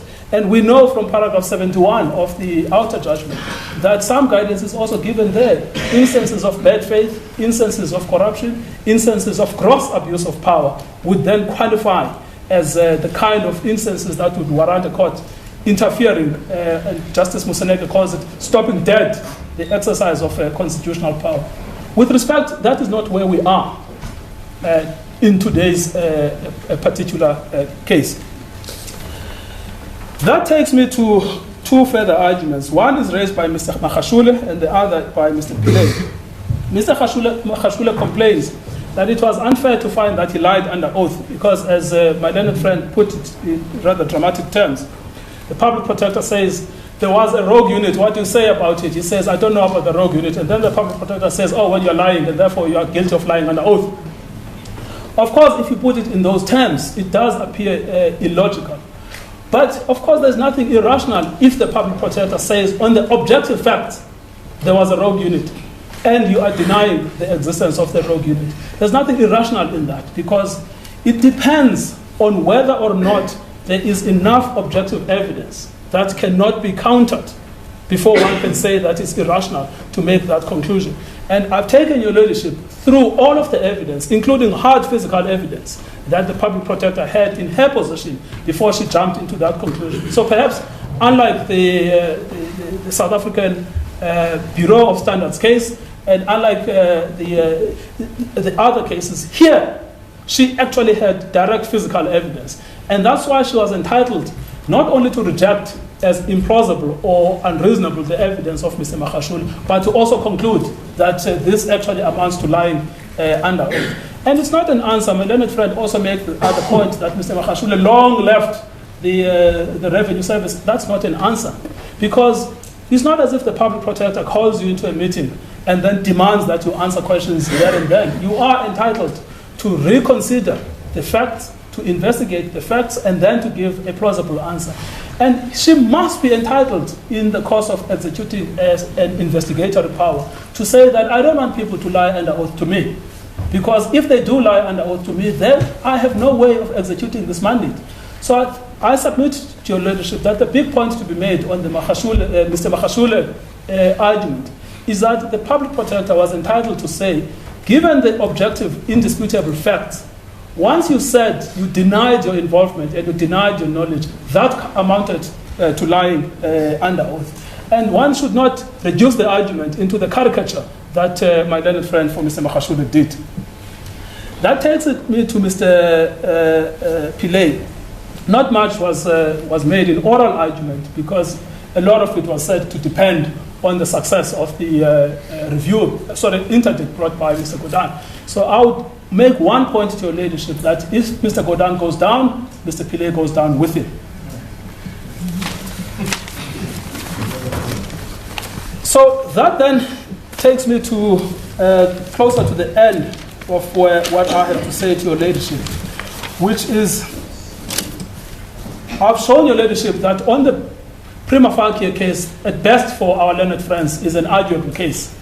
But that is not enough, because they still have to show not only the clearest of all cases, but they also have to show exceptionality, especially because they're trying to stop a Section 182 institution. And so Outer tells us when you evaluate balance of convenience, you have to ask seriously what is the impact on a larger principle, which is the separation of powers. Here, the impact is what is the impact on the powers of the public protector. That is why, my lady, and I can make now this point, I think I've laid enough foundation. That is why the submission made by Mr. Trengov that the outer principle works in their favor. That is why it is wrong, because they are inviting the judiciary to stop a Chapter 9 institution from exercising an original constitutional power. And so the outer principle actually flows in the same direction as it did in Outer and as it did in AfriForum and City of Tshwane. Not the other way. Because to come to the conclusion that they are trying to urge upon your ladyship must find that the way in which the public protector performed the powers unjustifiably trenches upon the powers of the executive.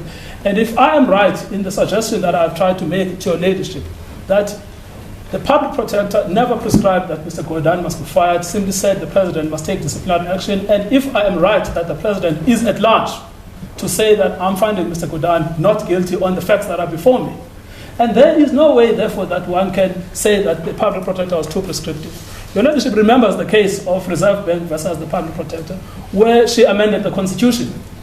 She didn't amend the constitution here.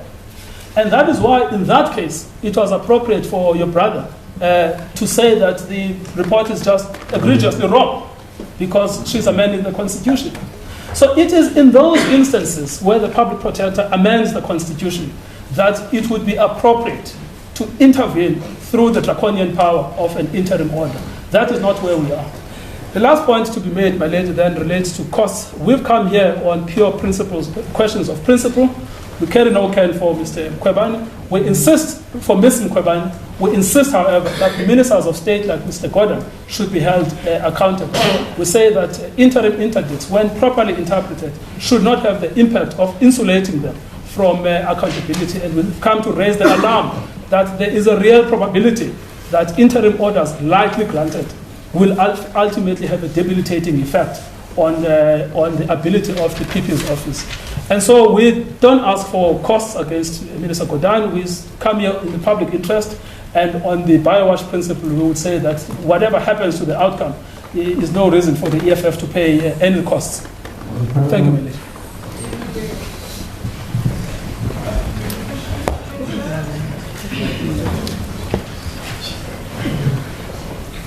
My learned friend Mr. Masuku spoke very eloquently about the duty of all organs of state under Section 181(3) to uphold and protect the dignity of the public protector.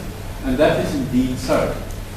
And let me say that Minister Gordhan's position is that he has the highest regard for the office of the public protector, and acknowledges that he has a constitutional duty to help uphold and protect the standing and dignity of that office. Having said that, though, there are two qualifications. The first is this: one shouldn't confuse the office of the public protector with the person of the incumbent. Nobody has done more harm to the standing and dignity of that office than the incumbent. She has been found by our courts again and again to have been guilty of abuse of office. The crescendo of that line of conduct came with the Constitutional Court judgment handed down yesterday. I am not going to recite passages from it, but may I merely give you 4 paragraph numbers which are significant and insightful. They are paragraphs 172, 205, 207, and 237. And what they find over and over again are 3 fundamental things. Firstly, that the public protector is incompetent. Secondly, that she was dishonest. She lied under oath, committed perjury. And thirdly, that she was biased, that she held secret meetings with the former president and then lied about the discussions at those meetings. Now, what can cause more harm to the dignity and standing of the office of the public protector than conduct of that kind? And for my learned friend to suggest that none of us may accuse her of incompetence, dishonesty, or bias is with respect quite wrong. Not only was she accused, but the Constitutional Court upheld those accusations. So that the foundation of these attacks, that nobody may criticize her for misconduct of this kind, is wholly unfounded. She has done more harm to that office than anybody else has. But the second is this, that the public protector, as my learned friend Mr. Mkhwebane noted, is also subject to the Constitution and the law. She acts and speaks as if she is the only one entitled to constitutional protection, and that she is not also subject to Constitution and the law.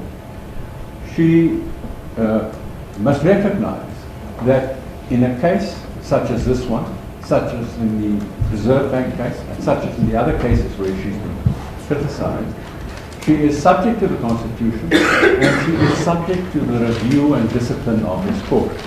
So to suggest that for this court to exercise its ordinary powers of review over her, as it does over every other public body, is with respect a fundamental misunderstanding. Having said that, I made it quite clear that Mr. Gordhan raised an attack on her report on the basis of bias and ulterior purpose. He did so because his affidavit had to deal not only with his causes of action for Part A, but also for his causes of action for Part B. And this cause of action, as I made quite clear, is one which is relied upon for purposes of Part B. It is not a cause of action relied upon for purposes of interim relief. My learned friend Mr. Mkhwebane said, well, why then raise it? Well, it was raised because the affidavit has to set out the causes of action for both parts of the application. But the cause of action will only be determined when Part B is determined. And Minister Gordhan is entitled to require that determination to stand over until he has had an opportunity to inspect the record and to file a supplementary affidavit. And then the matter will come before the court for determination. So it is quite premature to attempt, as my learned friend has suggested to the public protector, to judge that cause of action. It is not relevant to the application before you today. My learned friend, Mr. Mkhwebane, spoke equally eloquently about the outer principle. And he is, of course, quite right. Outer principle requires us to strike a balance between the rule of law and between executive accountability. But that is not only all. The outer principle requires us to strike a balance in the conventional way. You look at outer paragraph 55. What you ask, what you look at, what you balance, on the one hand, is the harm to the applicant if interim protection is refused, but he is ultimately vindicated. You balance that against the harm to the respondent if interim relief is granted, ultimately without justification. That is the exercise, outer paragraph 55. And you take into account in that relative measurements of harm, you take into account rule of law harm, you take into account separation of powers harm. That is perfectly legitimate, but it's a balance of two kinds of harm. And that is not what my learned friend has done. Let's do that exercise in this case. You must firstly ask yourself, what will happen? What is the harm to Minister Gordhan if he is refused protection now? You shouted at. well, he might be shouted at, he might also be fired. And the public protector has made a claim that if he is fired today on the strength of a report, a successful review at the end of the day will not help him. So that is the harm to Mr. Gordhan, serious harm to his reputation, to his political standing, and he may lose his cabinet position as a result if this immediate action were enforced against him today. What is the harm to the public protector if interim relief is granted? The only impact on the public protector is, if she's ultimately vindicated, is that the punishment meted out to Minister Gordhan will have been delayed. But what is the harm in the delay? We're talking about punishment for conduct which occurred 10 years ago. There is absolutely no harm done if the court were to take the position that he may well deserve punishment at the end of the day. But there is no need to punish him until we have determined whether the order for his punishment is a lawful order or not. That is what the Constitution requires. And for that you require merely an arguable case. My learned friend Mr. Mkhwebane conceded that's a prima facie case, and a balance of convenience, taken into account these constitutional values. And we submit that on that very simple test, the balance clearly favors the grant of interim relief simply to protect the status quo until the court has determined whether the public protector's orders are lawful or not. On the prima facie case, I'm not going to re-argue all of the various courses of action. But firstly, my learned friend Mr. Mkhwebane says the standard of review in the review, that's in Part B, will be rationality. I accept that. You look at our heads of argument. Our heads of argument say nothing about Paja. We accept this rationality as the test. But at this stage, all we need to show is a prima facie case, an arguable case based on rationality. One of the reasons why we say there is an arguable case is because the public protector has no jurisdiction under Section 6(9). The curious thing is that my learned friend Mr. Masuku for the public protector didn't address that cause of action at all. My learned friend Mr. Mkhwebane comes in and he advances what he says are circumstances justifying the public protector's decision to entertain old complaints, 10-year-old complaints. Because he says two things. He says, firstly, Minister Gordhan gave evidence about the so-called unit before the Nugent Commission and the Zondo Commission. Yes, he did, because they're not subject to the 2-year rule. So that's absolutely irrelevant. And then my learned friend says, it is in the public interest that the legality, lawfulness of the unit be determined once and for all. Well, that may be so, and that will be done in the review. But that is no reason for the public protector to assume jurisdiction, because that is not the ground she invoked. She does not advance any justification for her decision. It doesn't help for my learned friend, the EFF, to say, well, if she had done it on this basis, it would have been a defensible ground. On the question of the SARS unit, ultimately what both of my learned friends argue is that the unit was established to engage in what they call spying, and if they spell it out, what they mean by it is the interception of communications without proper authority under the Act. Well, it is absolutely clear that the bugging of citizens without a judge's certificate, permission under the Act, is always unlawful. It's even unlawful if it's done by the NIA or the Secret Service. So there need not be any debate that if the purpose of the unit was to intercept communications without leave under the Act, then it would have been an unlawful purpose. But there is absolutely no evidence that Minister Gordhan approved a unit established for that purpose. My learned friend, Mr. Nkhwebane, refers to one document, and that is the memorandum which dealt with the proposal that the unit be established within the NIA. Well, that was a unit within the NIA, and everybody accepts that if that unit had been established in the NIA, it would have been a perfectly lawful unit. So his approval of that proposal, everybody is agreeing, is perfectly lawful. It is also common cause, however, that the NIA pulled out, lost appetite for it, and a different unit was created within SABC. That unit and its purpose is described in the Pillay memorandum to which I earlier referred, which provides for mundane, ordinary investigation of tax-related crime. So the suggestion that the unit was set up to unlawfully intercept communications is just not true. There is evidence, my learned friend Mr. Nkhwebane refers to it, there are accusations that members of the unit engaged in illegal bugging after the event. But he knows as well as I do, firstly, that is the subject matter of a pending criminal trial, that there is a dispute in that trial as to what happened. But nobody can suggest that Minister Gordhan approved a unit for purposes of engaging in unlawful bugging of citizens. There is not a scratch of evidence, there's not one iota of evidence to that effect.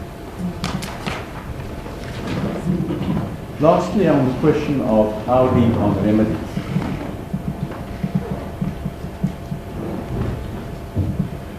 There are 3 separate grounds on which we have submitted Mr. Gordhan is entitled to Audi. The first one is the section which entitles him to Audi in connection with the matter. That's the proposed adverse order.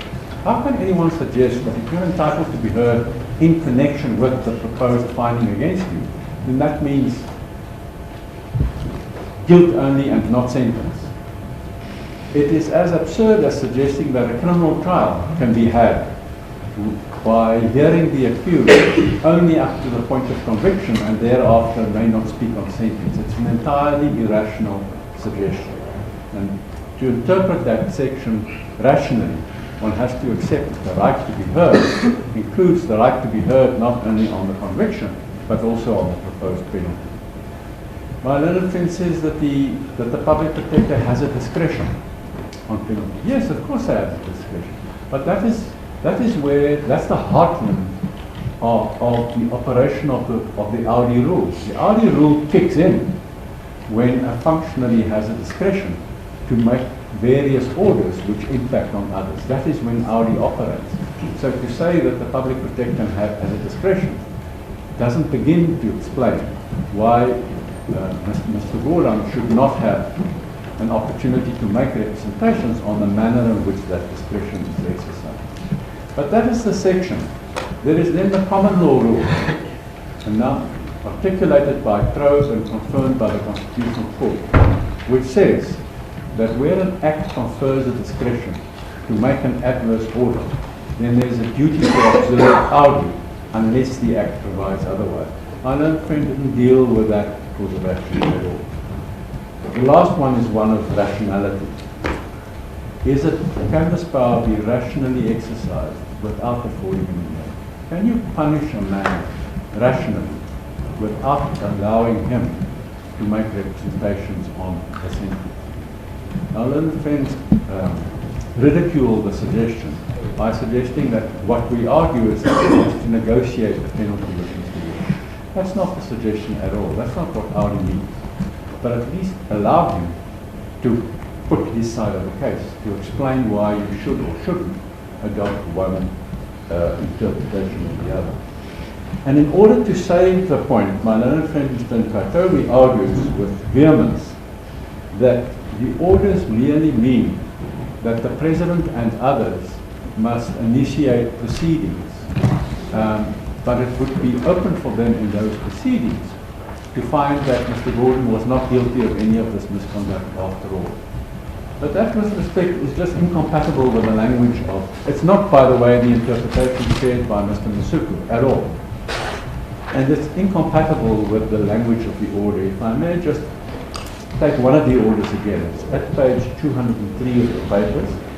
It's in the Public Protector's report, paragraph 8.1.1. The President of the Republic of South Africa to take note of the findings in this report insofar as they related to the erstwhile Minister of Finance, Mr. Gordhan, and then the important words, and to take appropriate disciplinary action against him for his violation of the Constitution and the Executive Ethics Code within 30 days of issuing this report. It leaves no room for the President to say, well, I now want to reconsider whether he is guilty of any misconduct at all. It says, I have found him guilty, I order you to punish him. And what's more, you must present me with an implementation plan, not on why he should be found innocent, but all I want to hear from you is how you propose to implement my order that you punish him. So to argue that that means merely that the President must undertake a new disciplinary inquiry is, with respect, simply untenable. Thank you. Milady, might I briefly respond to the contradictory attitudes of the two parties who resist interim relief? Because these contradictory attitudes merely emphasize why interim relief should be granted, and I want to address the contradictory attitudes both in relation to findings and in relation to the President's disciplinary powers. If we can start with findings. The Public Protector is absolutely clear that her findings are binding on us. She says this in paragraph 20 of her heads, where she says, the findings of the Public Protector are binding on all the parties that are referred to in the report. That's her attitude. The EFF has exactly the opposite attitude. It says her findings are not binding on us. President can ignore them. President can conduct his own disciplinary inquiry and conclude that the Public Protector has got it wrong on the facts and that Minister Gordhan doesn't need to be disciplined. That's the EFF's position. We have a similar contradiction in relation to remedial powers. Minister Gordhan says on his papers he's not an employee, and it's by no means clear that the President has the disciplinary powers over him that an employer has over an employee. It's by no means clear that the President has powers over him beyond the power to appoint or remove from cabinet. The Public Protector seems to have some sympathy for that position because in relation to the President's reservations about the extent of his powers, the Public Protector says at paragraph 24, these reservations about the existence and extent of disciplinary powers are, quote, well-founded. EFF again takes completely the opposite view. It says these reservations are absurd. That was my learned friend's view. It says the President has all the disciplinary powers over his ministers that the President wants. And now with respect to my learned friend, the reservations are plainly not absurd. They are rooted in constitutional law, and constitutional law relating to branches of government, separation of powers. What they are about are concerns relating to separation of powers between judiciary and executive. Because if you start importing disciplinary powers and disciplinary codes in relation to the relationship between the President and his ministers, what you're doing is importing into the very heartland of government, of executive government, a system of disciplinary powers and disciplinary codes that will inevitably force the judiciary to start going into the heartland of executive government and to start reviewing decisions of the President to shout at a minister because there wasn't a fair procedure beforehand. And that is why there is a real concern about what these powers are. In terms of hard constitutional law, there is a great deal to be said for the argument that the President has the power to appoint ministers and to dismiss them and nothing in between, and the powers to remove ministers from cabinet are not subject to judicial oversight in the way that ordinary disciplinary powers are, because that is the heartland of executive government. That is a zone where the separation of powers demands that the judiciary treads very, very carefully. My learned friend's reliance on the Mkhwebane case is completely misplaced in this regard. The issue in Mkhwebane was whether the power to dismiss the head of the intelligence services was constrained by Paja. That was the issue in Mkhwebane. And how that issue was characterized was, is it executive action or is it administrative action? And what the court said is the power to appoint is rooted in the Constitution.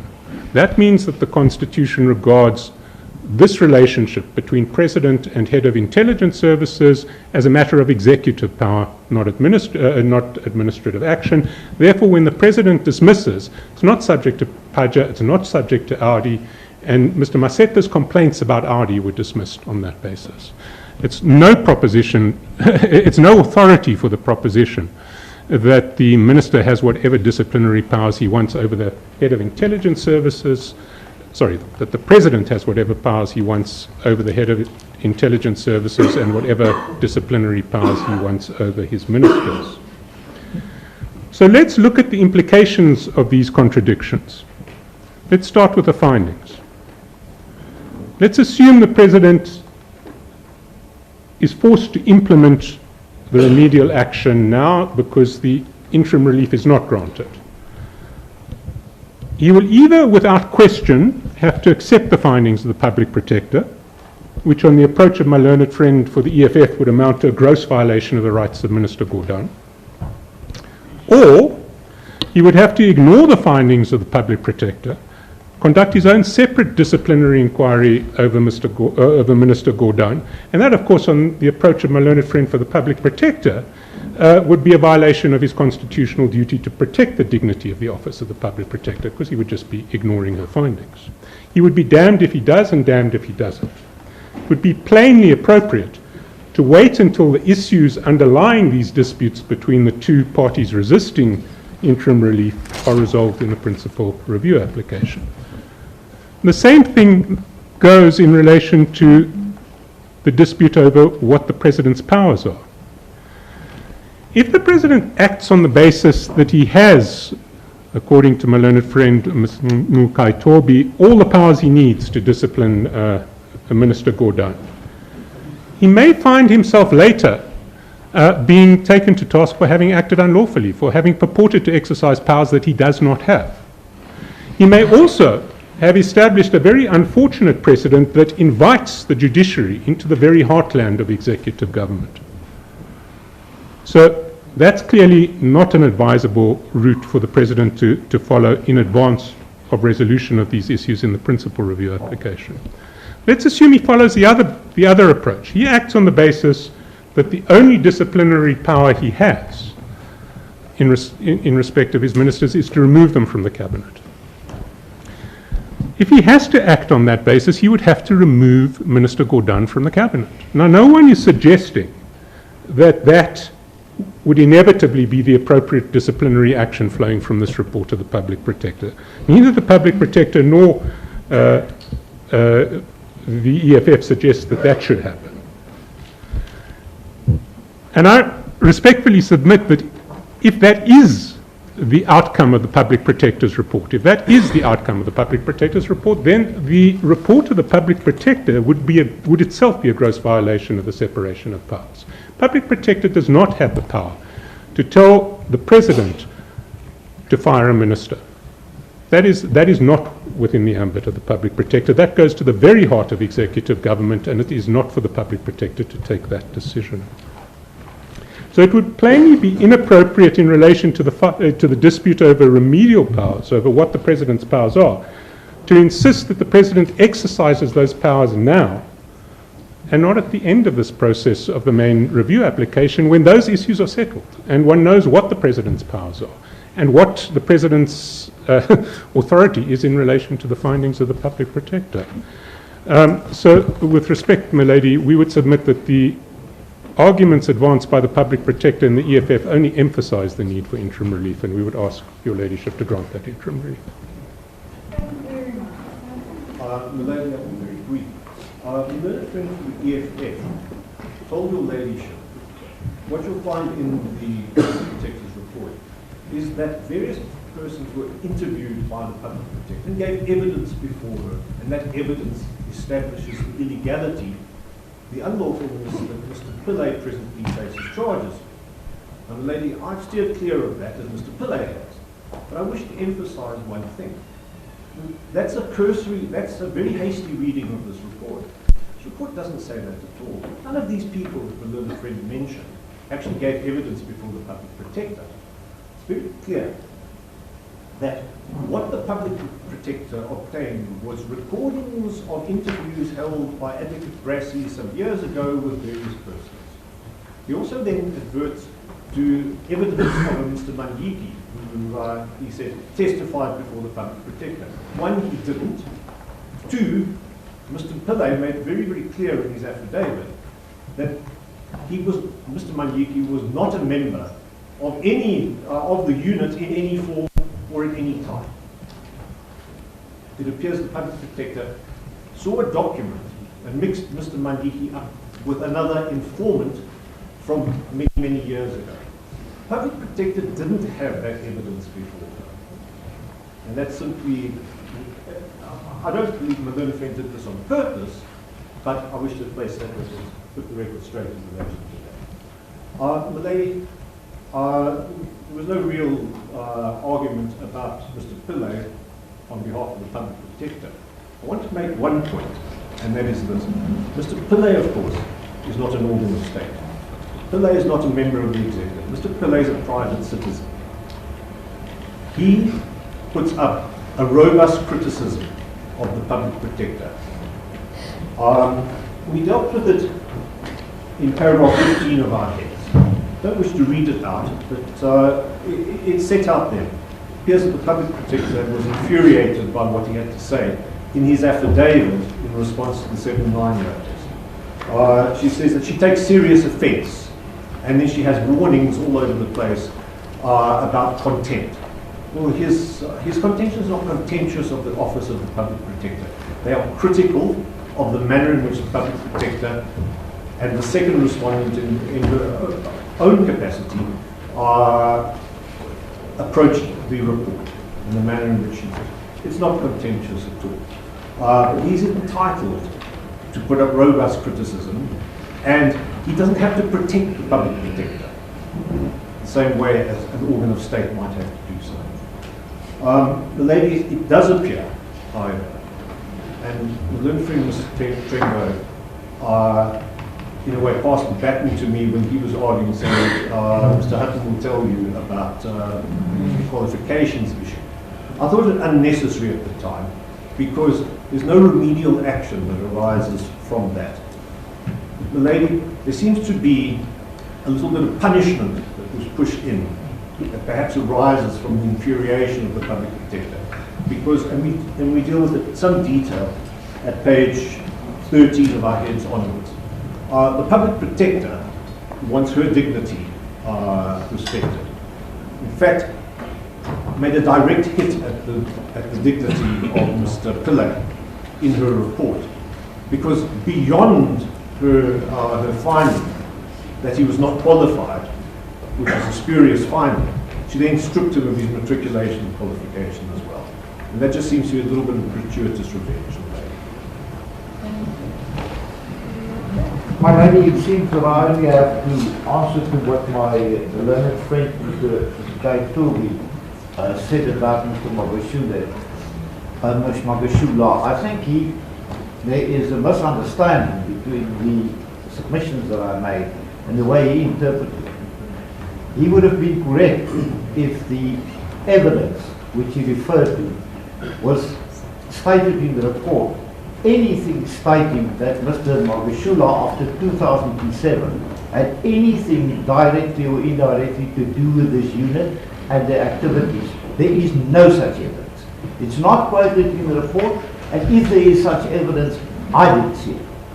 So the circle reasoning that I criticize is on the basis that it is illogical and irrational to state that a person in charge of human resources in 2007 recommended that the matter be taken up to extend the border control unit with certain specialized, what do you call it, parts of smuggling cross-border, to say then, but you know, in the end, on other sources and other places, not referring to you, I found that that unit was actually illegal.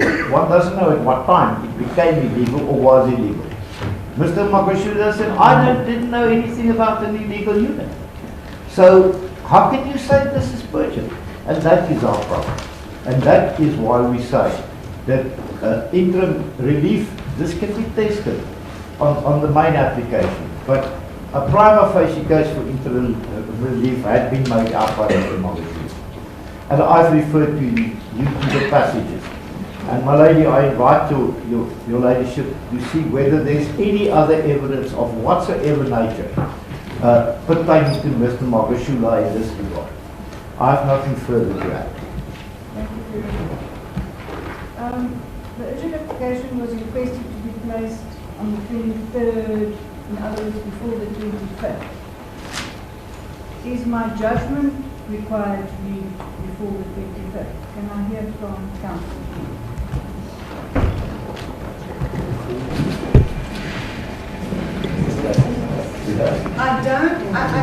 I personally don't like giving orders, but what I can do is I can give the order and give my judgment later, which will at the latest be Friday or Monday. But can I just hear what council has to say as to when my judgment on this urgent matter should be given to make it effective?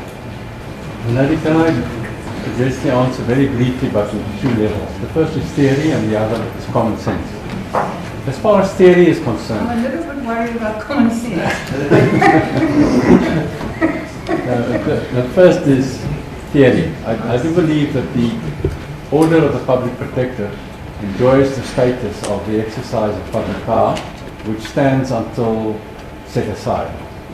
That is the theory. And to observe that theory, one would have to have an order by the 25th to avoid the president falling into disobedience of the order.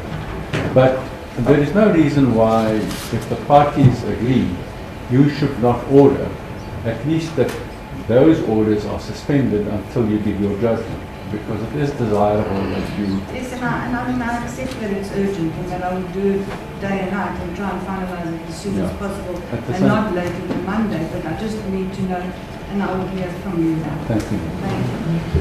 But then you would be against an order that suspends anything until the writing of the judgment, but will not prescribe how much time you need. We know the matter has been fully argued. We are entitled to take time to consider the issues and to give a judgment.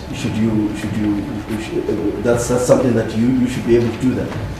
So, but we don't want a situation where we fight over the fact that you've granted an interim order to suspend something, to basically give them the relief that they want, before we know exactly what your thinking is on the orders. But we will have no difficulties with you informing the parties that you're considering the judgment, and you will obviously try and fit within whatever else is being expected, even including handing an order and presence to follow. It happens, and we live with that. Anybody else wish to say something? Milady, from the perspective of the president's deadline is 30 days, but the 30 days is the end, not the beginning. And so if there is to be a disciplinary process, it will have to be completed by the 4th of August. The orders that relate to 14 days, that specify 14 days, relate to the Speaker and the the Minister of State Security as well. But from the President's perspective, 14 days. Indeed, we would merely request from your Ladyship that if an order is to be granted that is that conceivably may require the President to act, that sufficient time is left for the President to act between the granting of the order and the 4th of August, which is the expiry of the 30 days. From our perspective, Monday would certainly leave enough time for that. Yes, so effectively, on common sense, nothing can really happen before 14 days at the earliest. Or should happen within 14 days. Am I right? It's 14 days from the date of the report, 14 business days from the date And of the when report. was, that was the first. That is Thursday. No. Can I just solve this situation? Yes, But please help. my client will not insist on anything done. She is aware that there is a judgment, there is a court that is considering the issues. If I can have that So she, taken yes, from you, you then nothing want funny to write is to gonna them, I happen can do now that. again. From any part. Yes, we will. Until We Monday. will not be asking for, but what we will not do is we certainly would not want the matters are very weighty and we have to very fairly consider judgment. Why are you so quiet?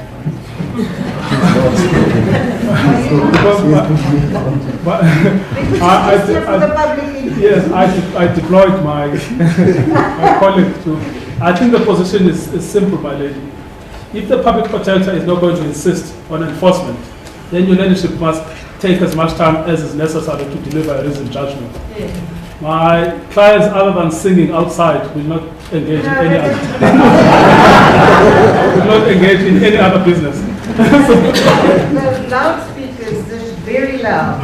Just put that a little bit softer. Then they won't hear them. No, other than that, your leadership, as I understand from the public protector, can take as long as is necessary for a reasoned judgment. All right, but I came to the undertaking that I will do it as soon as possible because the issue itself is there's just a lot that needs to be said about it.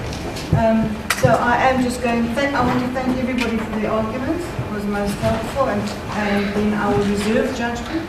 My clerk will contact the attorneys when judgment will be handed down, and counsel are excused from it.